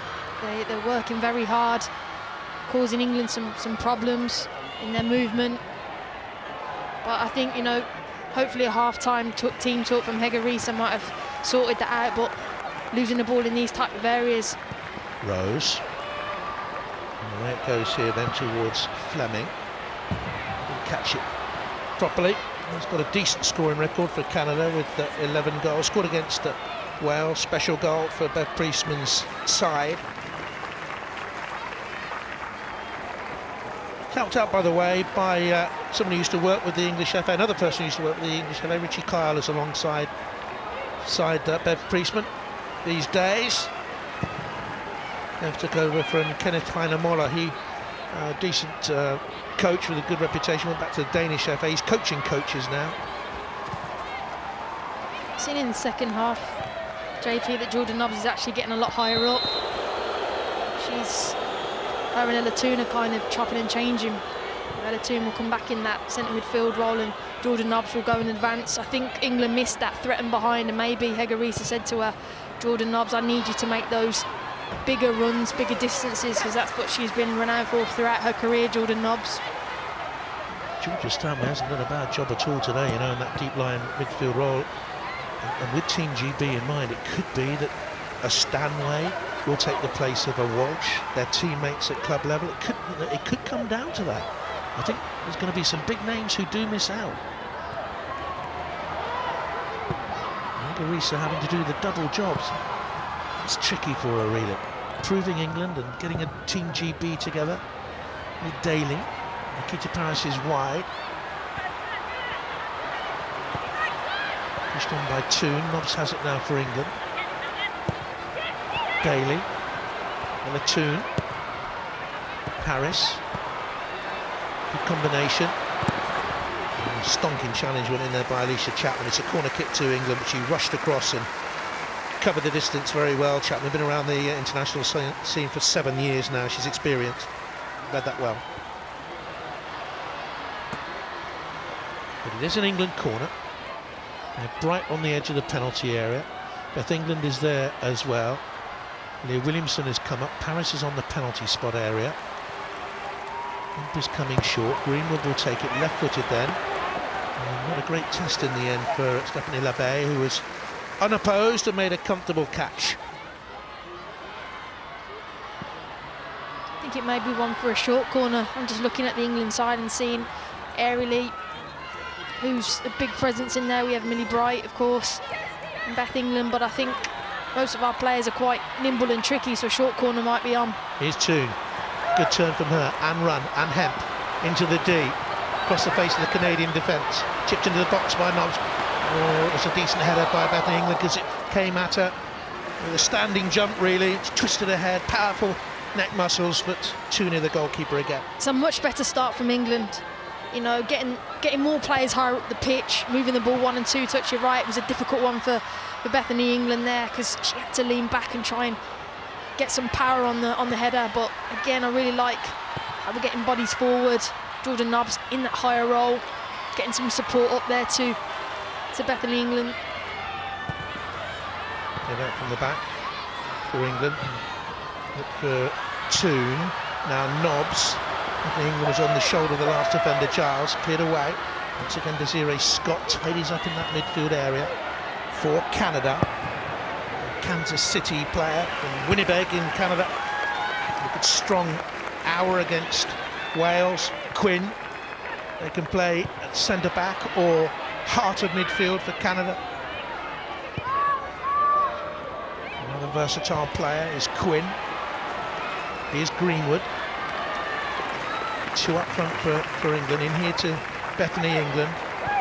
Pull ball into her feet really when she was in a tight space, being marked so tightly. And here's Lawrence breaking out from the back. And she's given it away there, but was fouled.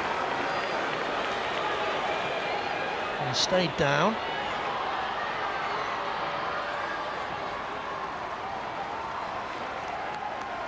Another one who's been around the scene for a long, long time. 8 years since she made a debut in a 1-0 away win in China. She got the goal that day.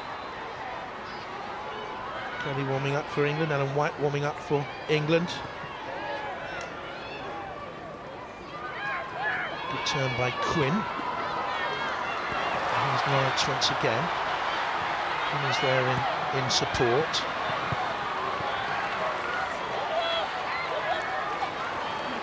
And Greenwood nicks it away.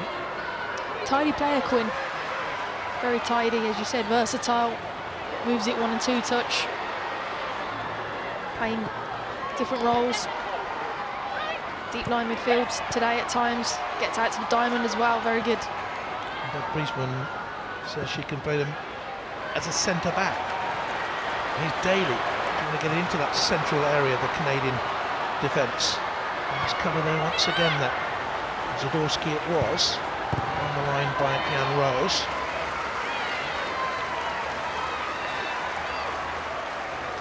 England steady in possession, but how many chances are they creating?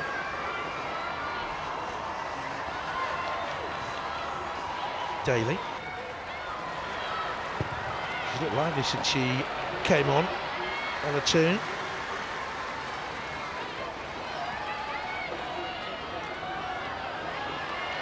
Oh, she can score goals too. She scored 5 in a game for Manchester United, I seem to remember. Leicester, wasn't it, in a Continental Cup time a while back? Regular scorer for United, that's for certain. Here's Rose. Strong there, and purposeful, hugging the line. Throw to England. I do think the shift in mindset as well and the slight tactical tweak has really helped England. You know, Jordan Nobbs is a lot higher, you can clearly see that. And allowing her just to run and press, that's her game, energy, getting into people, running, making those runs in behind, and then it leaves pocket spaces for people like Ella Toon to come in, and that's when they can create overloads. So Again, nice little position from Jordan there, and this is the out now. This is where England get their joy. Hemp rolls in off that line. Bounces back towards Greenwood.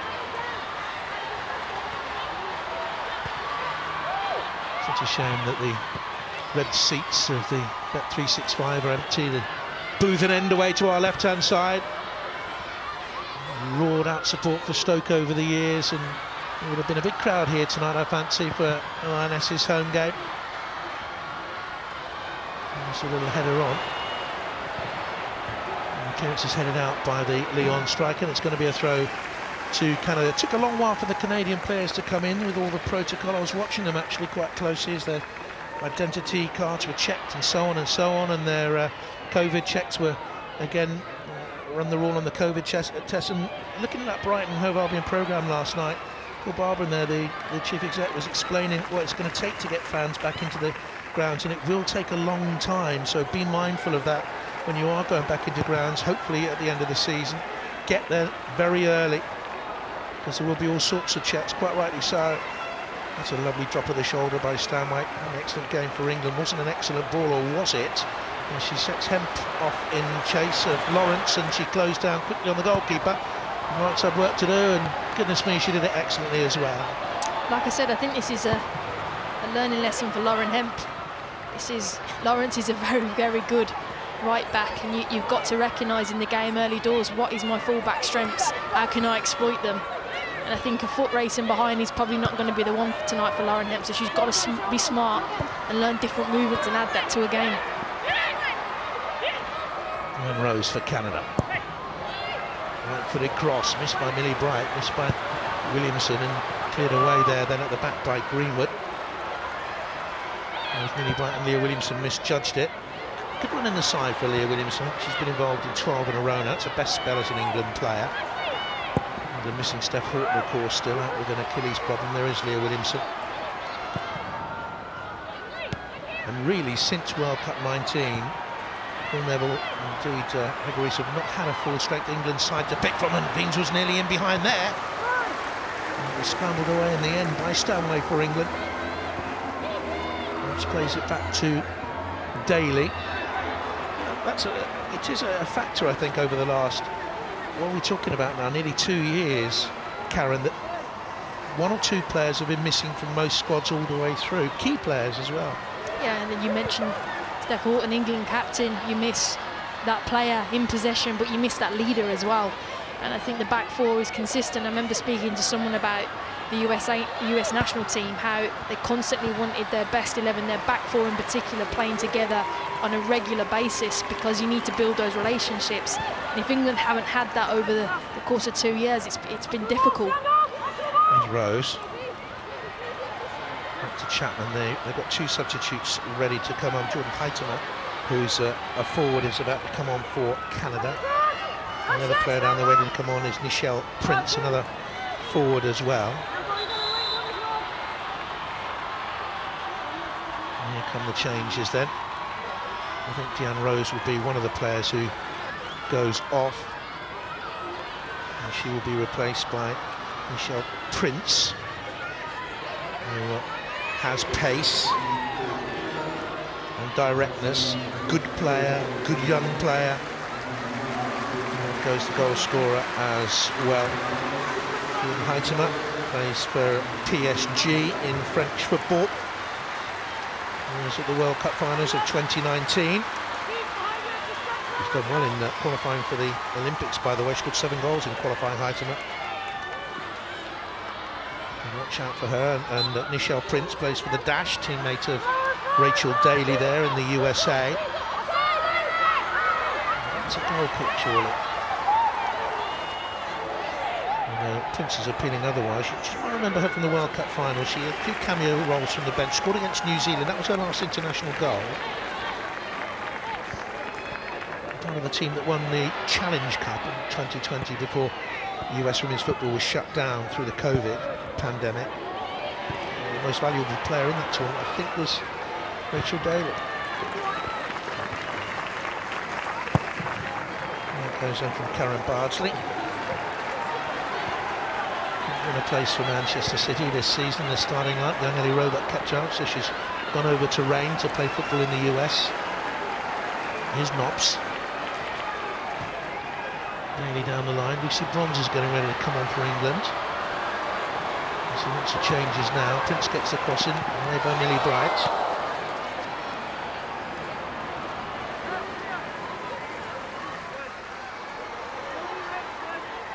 Lioness fans would be delighted to see the player voted the FIFA Best Women's Player of the Year. Come on, Lucy Bronze.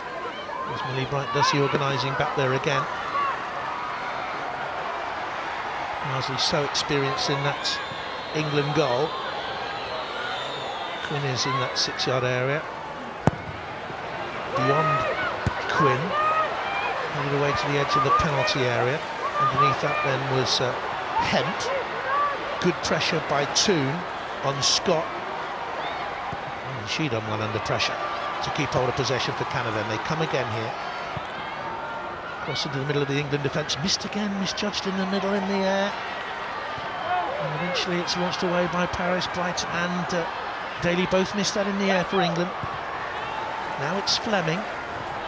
Desiree Scott been immensely strong in there for Canada. Giles has it. And that should be all the way through.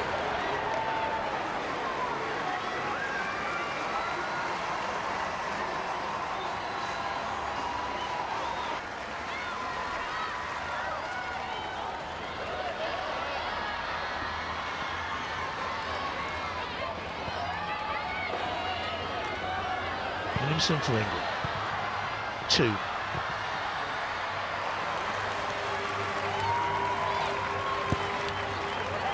Greenwood, who came on after half an hour for Demi Stokes. Most of the England changes.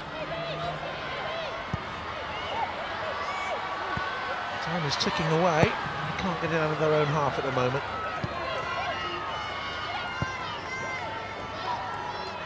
England dropping deep. And trying to find Nikita Paris. I think England would have seen that Ellen White is warming up. The initial plan was that there would be 6 substitutes.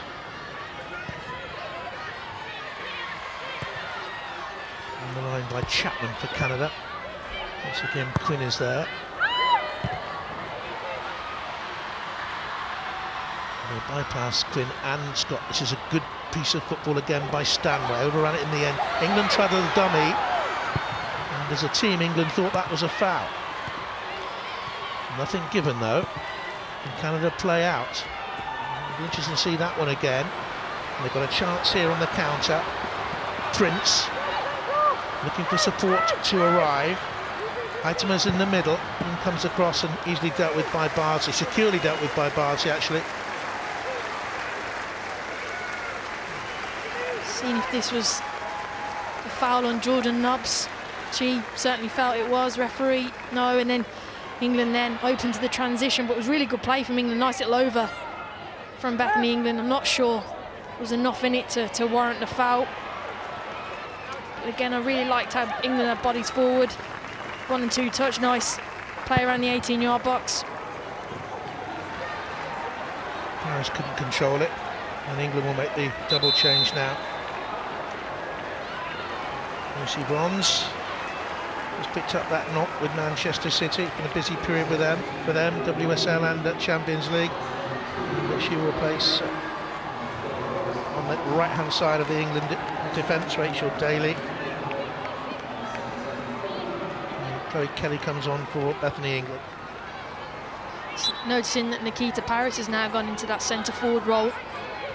I really think England now, you've seen on the sideline as well, is that her? Pointing to going behind, turn Canada a little bit more. We need some runners in behind. You've seen the difference that Jordan Nobbs is doing by running in behind, and more from Nikita Paris. That was quite tough evening for Beth England just because of the overload in midfield. She didn't see enough of the ball. Prince. Good run up from the fullback. Lawrence had a very powerful display for Canada today. Really good free running display from the right fullback. Across in the middle. Has forced the corner kick. Intelligent runs from her all night long. And Bronze tidied it up. They're not that comfortable with the ball in the air. Around about the 6-yard area. It's not a new failing for the Lionesses over the last 18 months. Bronze tried to get the clearance away first time. And then tried to dribble it away. Is that a foul there? Well, certainly Canada felt that Becky was impeded. England go on. Hemp. She felt she was impeded. Nikita Parris certainly was. And eventually the free kick is given for the challenge by Jessie Fleming. So England have a free kick here with 25 to go. It's about 3 fouls there, I think, JP. England eventually got one. I think it was this one on Nikita Parris, yeah, just come in there. Jessie Fleming, had a nice little battle, those two. Jade Riviere is going to come on for Canada. She plays for the Michigan Wolverines at university. And she will come on for Canada, leading by a 1-0 to replace Desiree Scott, who's been immense at the heart of their midfield. Riviera can play as a central midfield player or more comfortable as a right back, and she's gone out there to a right full-back position, can play as a right midfielder as well. Only a 20th game for Canada. Prince was fouled.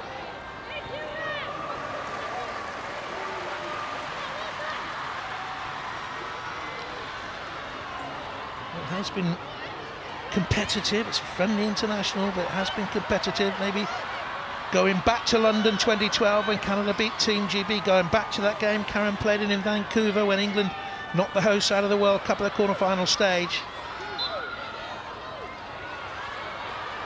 Not been nasty, but it has been competitive, that's for sure. Parsley comes a long way, didn't get there. Chipped back into the middle for Canada by Jordan Haytema. Again, that's why Lucy Bronze is the best at positioning here, just to get it away, and earlier when she needed it out for a corner, that's where you want her to be. Karen Bardsey didn't look slightly convincing, and your defender's there to back you up. Lucy Bronze Buffeted into her own player, Minnie Bright. Good communication back there, perhaps. And a kick for Canada in towards the near post area. It was by Becky, who stayed wide on the left-hand side, but England will run it away here now. This is a powerful drive. Typical Jordan Nobbs run this. What a run by Jordan Nobbs. Good carry, intelligent ball into the middle. Can they finish it in there? It was a lovely run up in support by Toon, but they couldn't get the shot away. That is Jordan Nobbs at her very best. absolute brilliant from Jordan Nobbs, picking the ball up, being decisive, running with it at large distance. Credit to Toon as well, and Lauren Hemp busting her gut to get in there, but look, she's picking it up on the edge of her 18, and one thought, I'm going to run you. That's to the space. You see Lauren Hemp, Toon in the far left-hand side. It was a right ball as well, just not enough on it, and it's difficult for Toon, but much better from England. One of our BBC commentary team in the World Cup finals in 2019 was Jordan Nobbs. She was out injured, of course, and you remember that day when all the Lionesses went across. They saw her in the commentary position, all went across. It was great, really. It was wonderful to see, very touching. It means a lot to the group, I think, Jordan, because she's had so much pain, you know, missed out on Canada, just played the one game there, missed out on France completely. Yeah, it's really difficult for a player missing out on big tournaments, and she's a big character and has been in the squad for a very long time now. Free kick here for Canada. Will Williamson with a little nudge.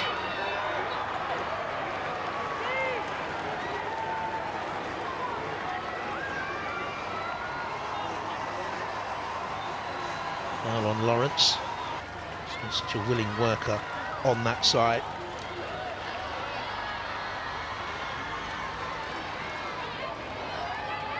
They'll take their time over this. To go away from England with another victory, having won in Manchester in April of 2019. Posted to that far post area. Again, it's a Canadian head on it. Shot was blocked in there for England, and eventually I think it was Williamson who got the block in, and she clears it away again. Fleming's played well for Canada, unsung sort of role for her. Up to Quinn, but couldn't control it. There's Kelly, 7th international for England. Most have come from the bench. They've given it away. The cross overcooked though. And through it goes, and out of play for a goal kick for England. Too much pace on the cross from Nichelle Prince. I think Lucy Bronze-Edge didn't check her shoulder. Coming on sometimes as a sub. You know, at 60 minutes the game's very quick. Just need to adjust that, but she'll know she needs to be a bit tidier in possession in her own half. But look, she's one of the world's best players, so I'm sure the next one will be significantly better. Quinn, the first time they've played a teammate into a little bit of pressure there. It was Lawrence who had work to do. Not too often has Quinn misplaced a pass.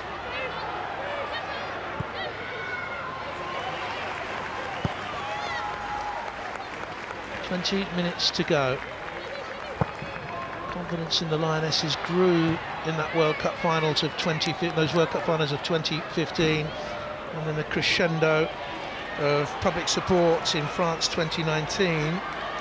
And though this is a period of non-competitive football until the World Cup qualifiers start for England, and we do have a Team GB Olympics coming up, the public perception of England's ability as a top nation in the world is diminishing, Karen. It is a worry, with defeats coming, back-to-back defeats in friendly matches. Is that a concern for you? Is it a concern for the group?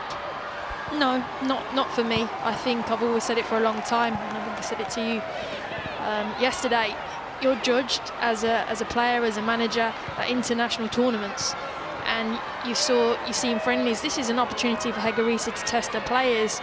I'm sure if you asked her, probably at times, has she been able to pick her main starting 11, she might say yes or no. But you're judged at international tournaments. You're judged at what you win. And I think that's where you should always be. That's where the margins are, really. So it hasn't been great, the results. We can't deny that. But I think that the proof will come in terms of the Olympics and at Euro 2022. Here's Toon. Played well since she came on at half-time. Stroked the ball away towards Hemp, up through the gears. Decent cross, flash through the penalty area. So Kelly has kept it in, and here's Lucy Bronze. One of the best moments of the game, that, for England. Bronze checked to her left foot. Lawrence gets it away again, only as far as Toon. She's added an energy in there for England, a front foot energy, is Ella Toon. Really interesting to hear the thoughts of her club manager, Casey Stoney, after the game.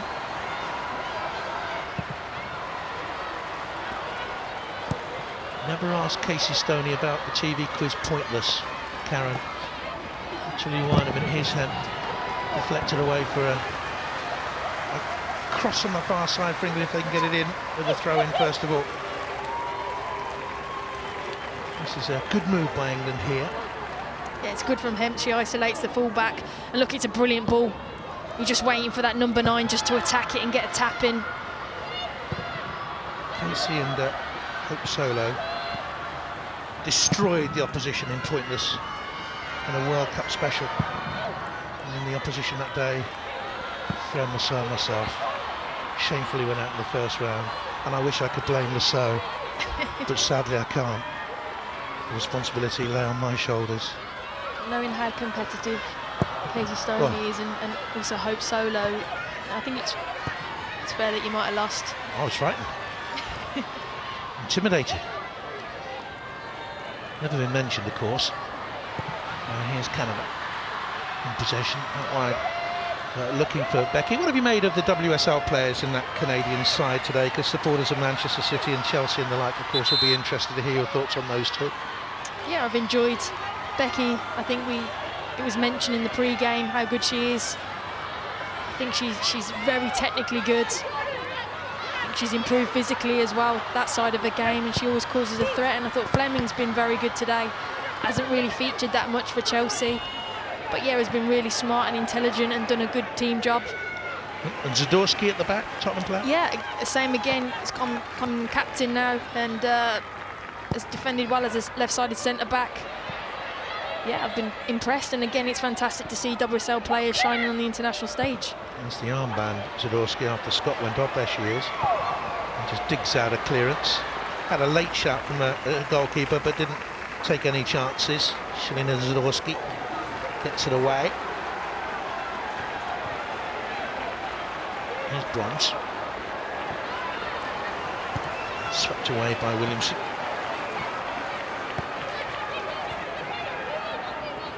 Yeah, which way will she go this time? It is a straight foot race with Lawrence, and this time she's forced the corner kick. Again, that's positive play from him. They've changed the fullbacks, and she's recognised that. She sniffs out that she's got the beating of her, gets in there and wins a side of corner.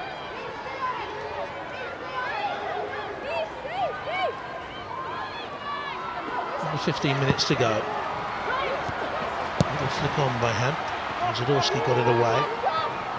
Record I was telling you about, Olympic record. She was sent off against Australia in 2016 after 20 minutes. That was a record in that game. Earlier, Janine Becky had scored after 20 seconds. And that's an Olympic record too. Here's Bright.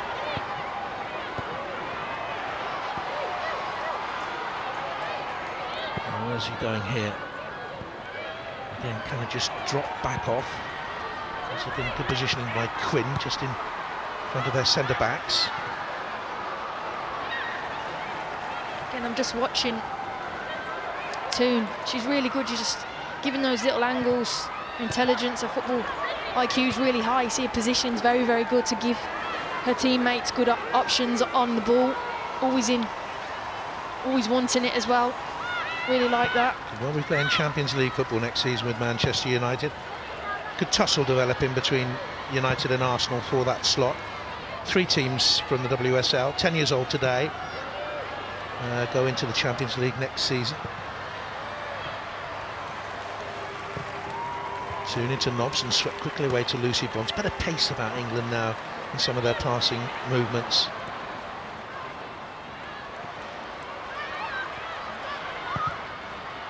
Switch by Williamson. Greenwood to Hem, balanced like a winger. Comes in field. Jordan Nobbs, steady build up here by England. They need an end product on it. Nikita Parris is in the middle. Greenwood. Nothing on at the moment for them, so Nobbs goes back. Williamson within 40 yards of the Canadian goal. Lucy Bronze, really good work by the team in red though. Back 4 holding firm, good protection. And Lawrence has come into a more central midfield role now since they sent on young Riviere. Yeah, one of the youngsters being given a real opportunity by the new manager, and she believes. There's one of the old stages. Chapman back to the goalkeeper.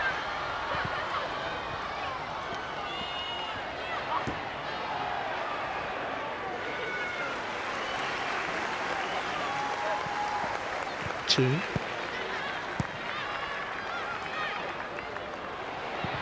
White's going to come for England. Come on for England. Nikita Parris, I would imagine, it's the most vulnerable there. Bronze. Opportunity here. Nobbs has forced the corner off the Tottenham defender, Zadorsky. It's good play down this right-hand side from England. They're starting to get numbers around it. Lucy Bronze getting in advance. Jordan Nobbs coming over to this side as well. They're causing some issues for Canada. Looks like they're putting on Ellen White now. I think they are missing that number 9. I think Nikita Parris has done okay in this game, but it's probably not a natural position. As we know, she's a wide player. It'll be good to see Ellen White in that more natural position.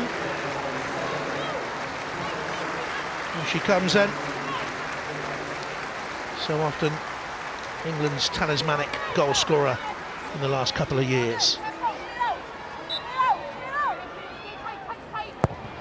Greenwood takes it. It's easy for the goalkeeper, no challenge on her whatsoever. And that will disappoint the England team and the England management team as well, as they look for Ellen White, the 5th highest England scorer of all time, behind Karen Walker, behind Farrah Williams. Well, just one now.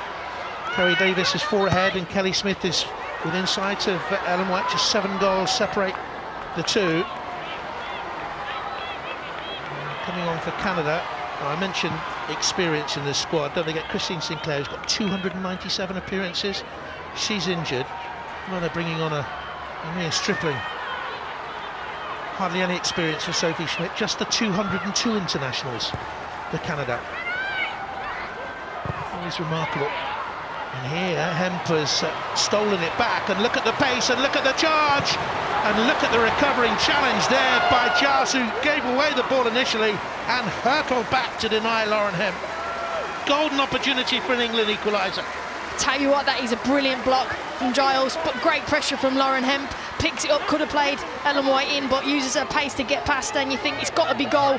But a great block from Giles. You just see it now with her left leg. Does enough, because that is a golden opportunity there for England. Brilliant, brilliant recovering challenge to save Canada after the initial error. Corner kick is swept as a foul in there. May well have been Millie Bright as she came forward from the back. Referee was well positioned and has had a good game because it has been competitive. And here comes Schmidt now then, as we watch that one again. It is Millie Bright. The thing is, I've seen that in training all the time. That's Millie Bright, so it wasn't the first one, so I'm trying to see what it was. I don't think Millie Bright's done anything wrong there. She shoved into her from the referee's point of view. We've seen Schmidt many times in the past as she makes her way out onto the field for Canada for the 203rd time. Made her debut 16 years ago at the Olympics of 2008, and in London 2012 when she was in the side that beat England, was in the side that lost to England in the quarter-final of World Cup 15. Third highest ever capped Canadian. Another player called Diana Matheson picked up over 200 internationals. Don't forget England on the coaching bench have a Canadian international, Rhian Wilkinson, who's working with Hege Riise. She played nearly 200 times for Canada. Oh, blood on the face there of Lauren Hemp. And that's a nasty gash. Yeah, it was a really bad clash. Both of them went up for the header, I think. It's not a great one for Lauren Hemp. Just see going up there, both committed, Lauren. Oh dear. And Giles both looking at the ball, but looks like Hemp has come out far worse. It's a nasty one. I'm wincing myself watching this back. Right on the eyebrow. And the medical staff doing their best. Situation where you need a good boxing corner man out there. What will the England management team now say to the England players as they come across for this huddle with Lauren Hemp still down, still getting treatment? I think they can press more from the front now. There's 10 minutes to go, including this injury. I'd say be a bit more aggressive, be front-footed, keep pressing. Is that strange for you that she stood back away from the huddle there?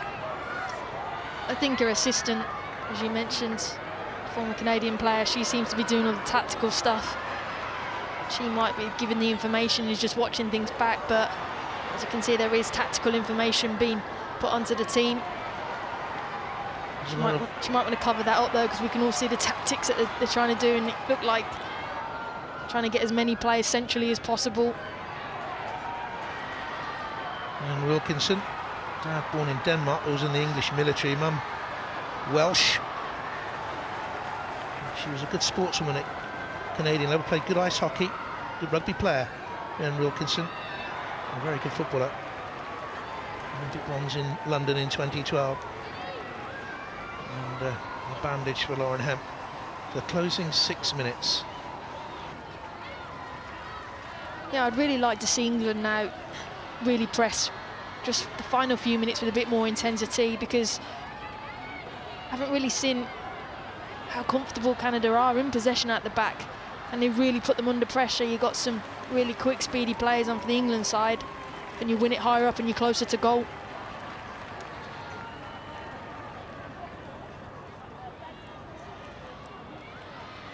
WSL, 10 years old today, and WSL football back next weekend with you on the BBC, on the red button, lunchtime, Sunday, Manchester United against Tottenham. And don't forget, next season, games virtually every week will be live on the BBC in the new deal. It should be fantastic for WSL football. Already it's going around the world with a new deal this season, and worldwide audiences are lapping it up, which can only be good for the English game. What needs to happen for the English game is wins for the Lionesses. They haven't won consecutive matches since they won the round of 16 and quarter-final tie at World Cup 2019. It seems a long time ago.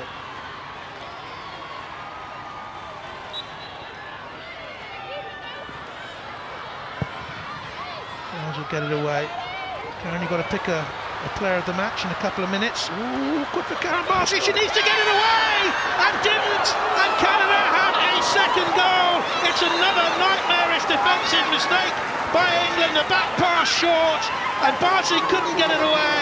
And Nichelle Prince nudged it over the line. England 0, Canada 2. Yes, it's only a friendly. It's not competitive, but it's another defeat for the Lionesses.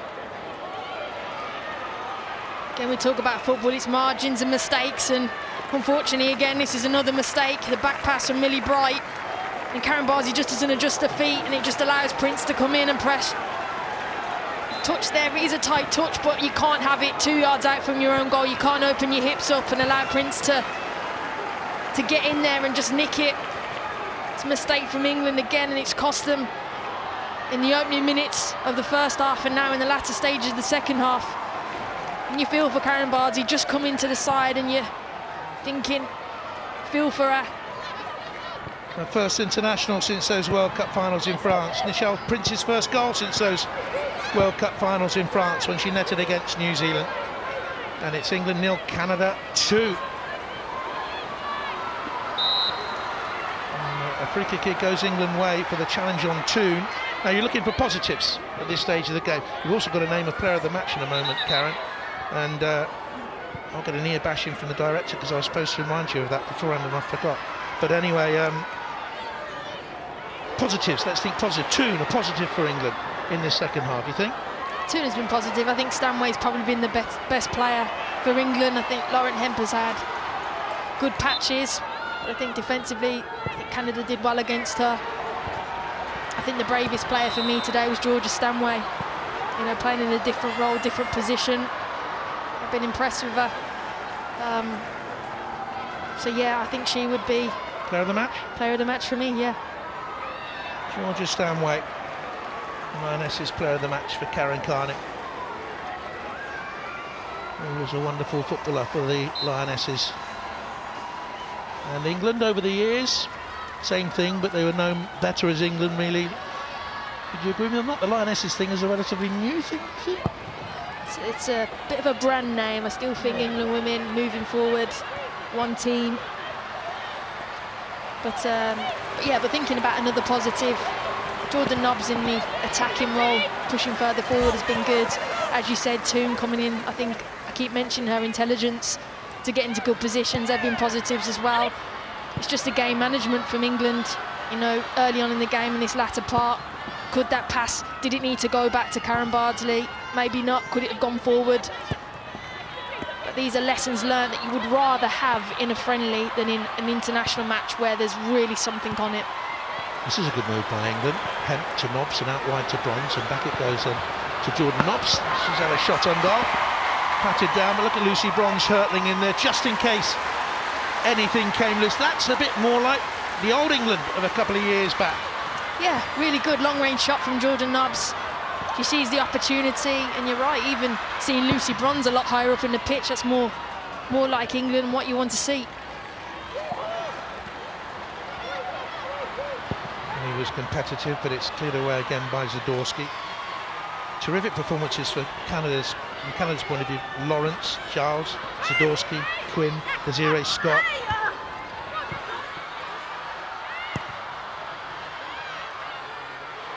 Power, pace and game intelligence all around this Canadian side. They will be a force in the Olympic Games again, just as they have been in the last 2 tournaments.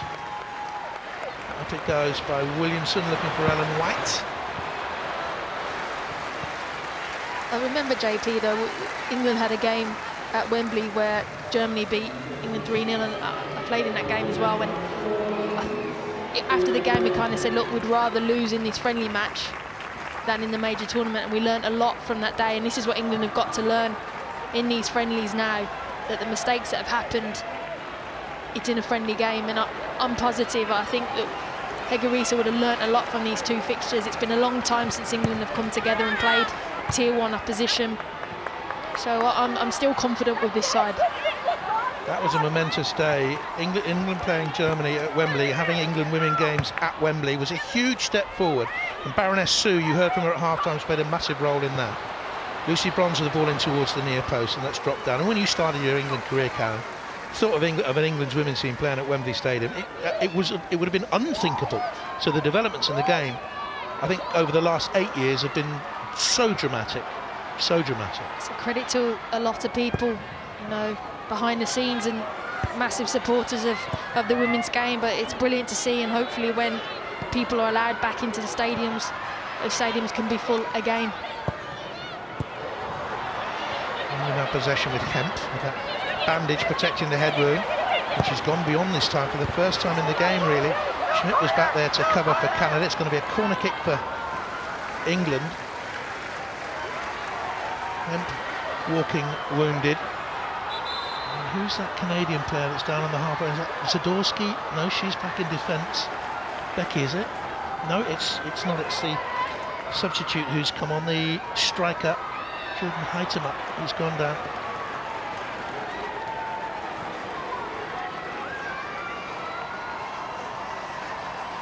(2-0) Canada lead. First goal scorer was Evelyn Veens, and the second was Mikael Prince.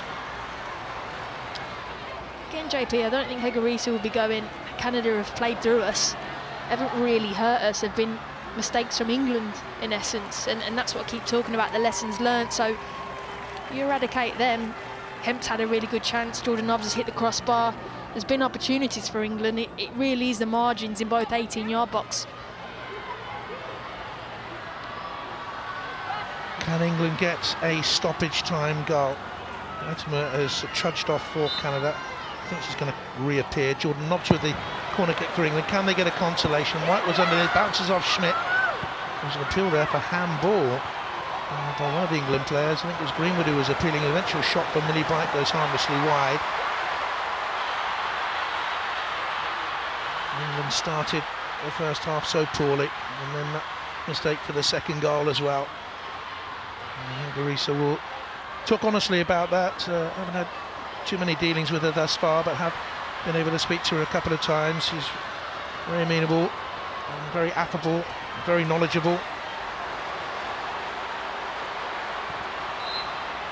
And on we go, last few seconds. Referee has checked her watch. Lucy Bronze was a shove there. It's an England free kick. It's a needless free kick to give away by Heitema. And 30 seconds to go. Bet 365.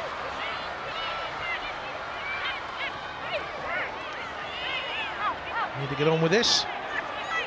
Greenwood left-footed there. Bright has gone forward, telling Jordan Nobbs to get in the mix. Up it goes, looking for Millie Bright. It's loose inside that penalty area and eventually thundered away by Becky for Canada. They'll love this, the WSL players, Becky and Fleming and Zadorsky. They've been at St George's, as I say, in the build-up with England over the last few days. England have been segregated in key areas, and there would have been social distancing as well, but there has been some banter, I gather. And Greenwood then back to Bardsley. Oh, she got caught there as she went to play it out. Buffeted to the ground by Prince. Again, there was a moment there where I thought they would have been in again and got a third, but Canada will have to settle for a 2-goal victory here. The first goal, a gift, a mistake by Stokes. Veens tucked it in. The second, a bad back pass to Bardsley, who couldn't clear it away, and Michelle Prince got the second for Canada. Your final thoughts, Karen, here?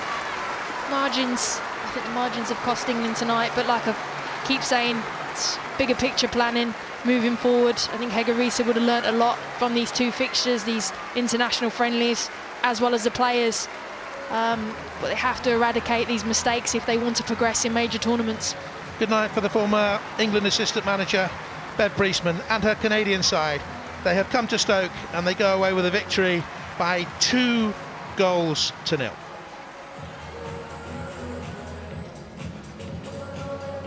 That's 4 losses from 14 internationals, Casey. When you sum up this England team at the moment, the performance tonight, how do you look at it?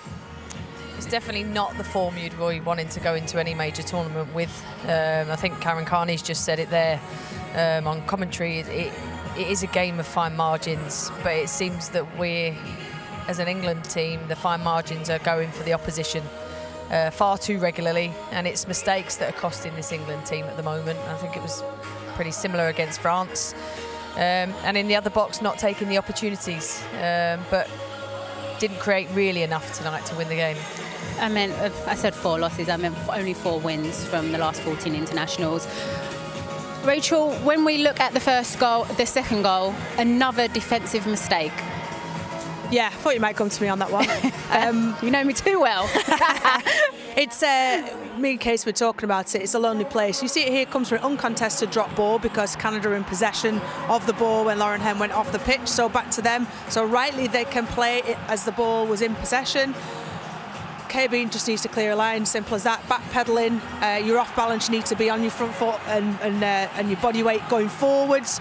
Taking a touch there, I know, everyone knows, she'll know, could be costly, and it was for her. I mean, did the ball have to go back to KB? I'm not quite sure, but yeah, small margins, decisions. KB's first time back in an England shirt for a long time. She'll have known that this was a big moment for her. Yeah, it's unfortunate that a second mistake led to a second goal for Canada. Let's look at some of the other chances England managed to create in the second half, Casey, with a player that plays for you coming on, making a difference, Ella Toone. Yeah, I thought Ella played really well when she come on. I thought she faced forward in the pockets well. She linked the play well. She brought an energy to midfield that they needed. And obviously, as a coach, I was really pleased. Obviously, it's a half chance. This is a great counter-attack from a corner. I thought the way they got up the pitch and made ground, and Ella Toone here, but the way they got forward, Canada matched it every single time with their energy levels. And this, for me, is the chance. You know, it's 1-0 at this point in the game. Did she need to take that last touch, which took her wide, which changed the angle, which allowed the goalkeeper to come out, or could she have took it a touch earlier? I'm just looking as well, with 3 clean sheets in the last 14, what does this England team need to do to stop stats like that, Rachel? Well, I think what Canada brought was a real hunger, a real sense of identity to how they played. They were very organised, and I think at the moment that's something that England might have to look a little bit deeper about themselves. Yes, they've had changes of Hegarisa's come in, Phil Neville left, and that's going to, it's going to take a little bit of time for tactics to bed in, but these players are fully professional players. They need to learn formations and be able to apply them at the top level, which is the case tonight. And I think Steph Houghton has been a big miss. I think as a leader, as an organiser, as a player who pulls players around them, leads them and helps that flow. Organisation needs to be really tightened up, and they need to be more clinical. Okay, well, there were some key Euro 2022 playoffs taking place tonight as well. Earlier today, Russia confirmed their place with a 1-0 win against Portugal, whilst it's currently 2-2 on aggregate this evening against Switzerland and Czech Republic. That game currently in extra time. But the big news at the moment is Northern Ireland are winning in their game. It's 3-1 at the moment on aggregate, and Callahan with that goal, which would mean that they qualify for their first major tournament. Casey, the feelings from them? Unbelievable achievement. I remember the time when we qualified for our first World Cup in France, and it's an unbelievable feeling. What an achievement by that nation. To qualify for a major tournament, they're going to go there and they're going to enjoy it every minute. Well, I have to say thank you for joining me. Brownie, thank you for joining me. That's it from us here at the Lionesses. Lose 2 from 2. Not a very good international window for them, but plenty to look forward to in the summer. Hope you've enjoyed it. Good night.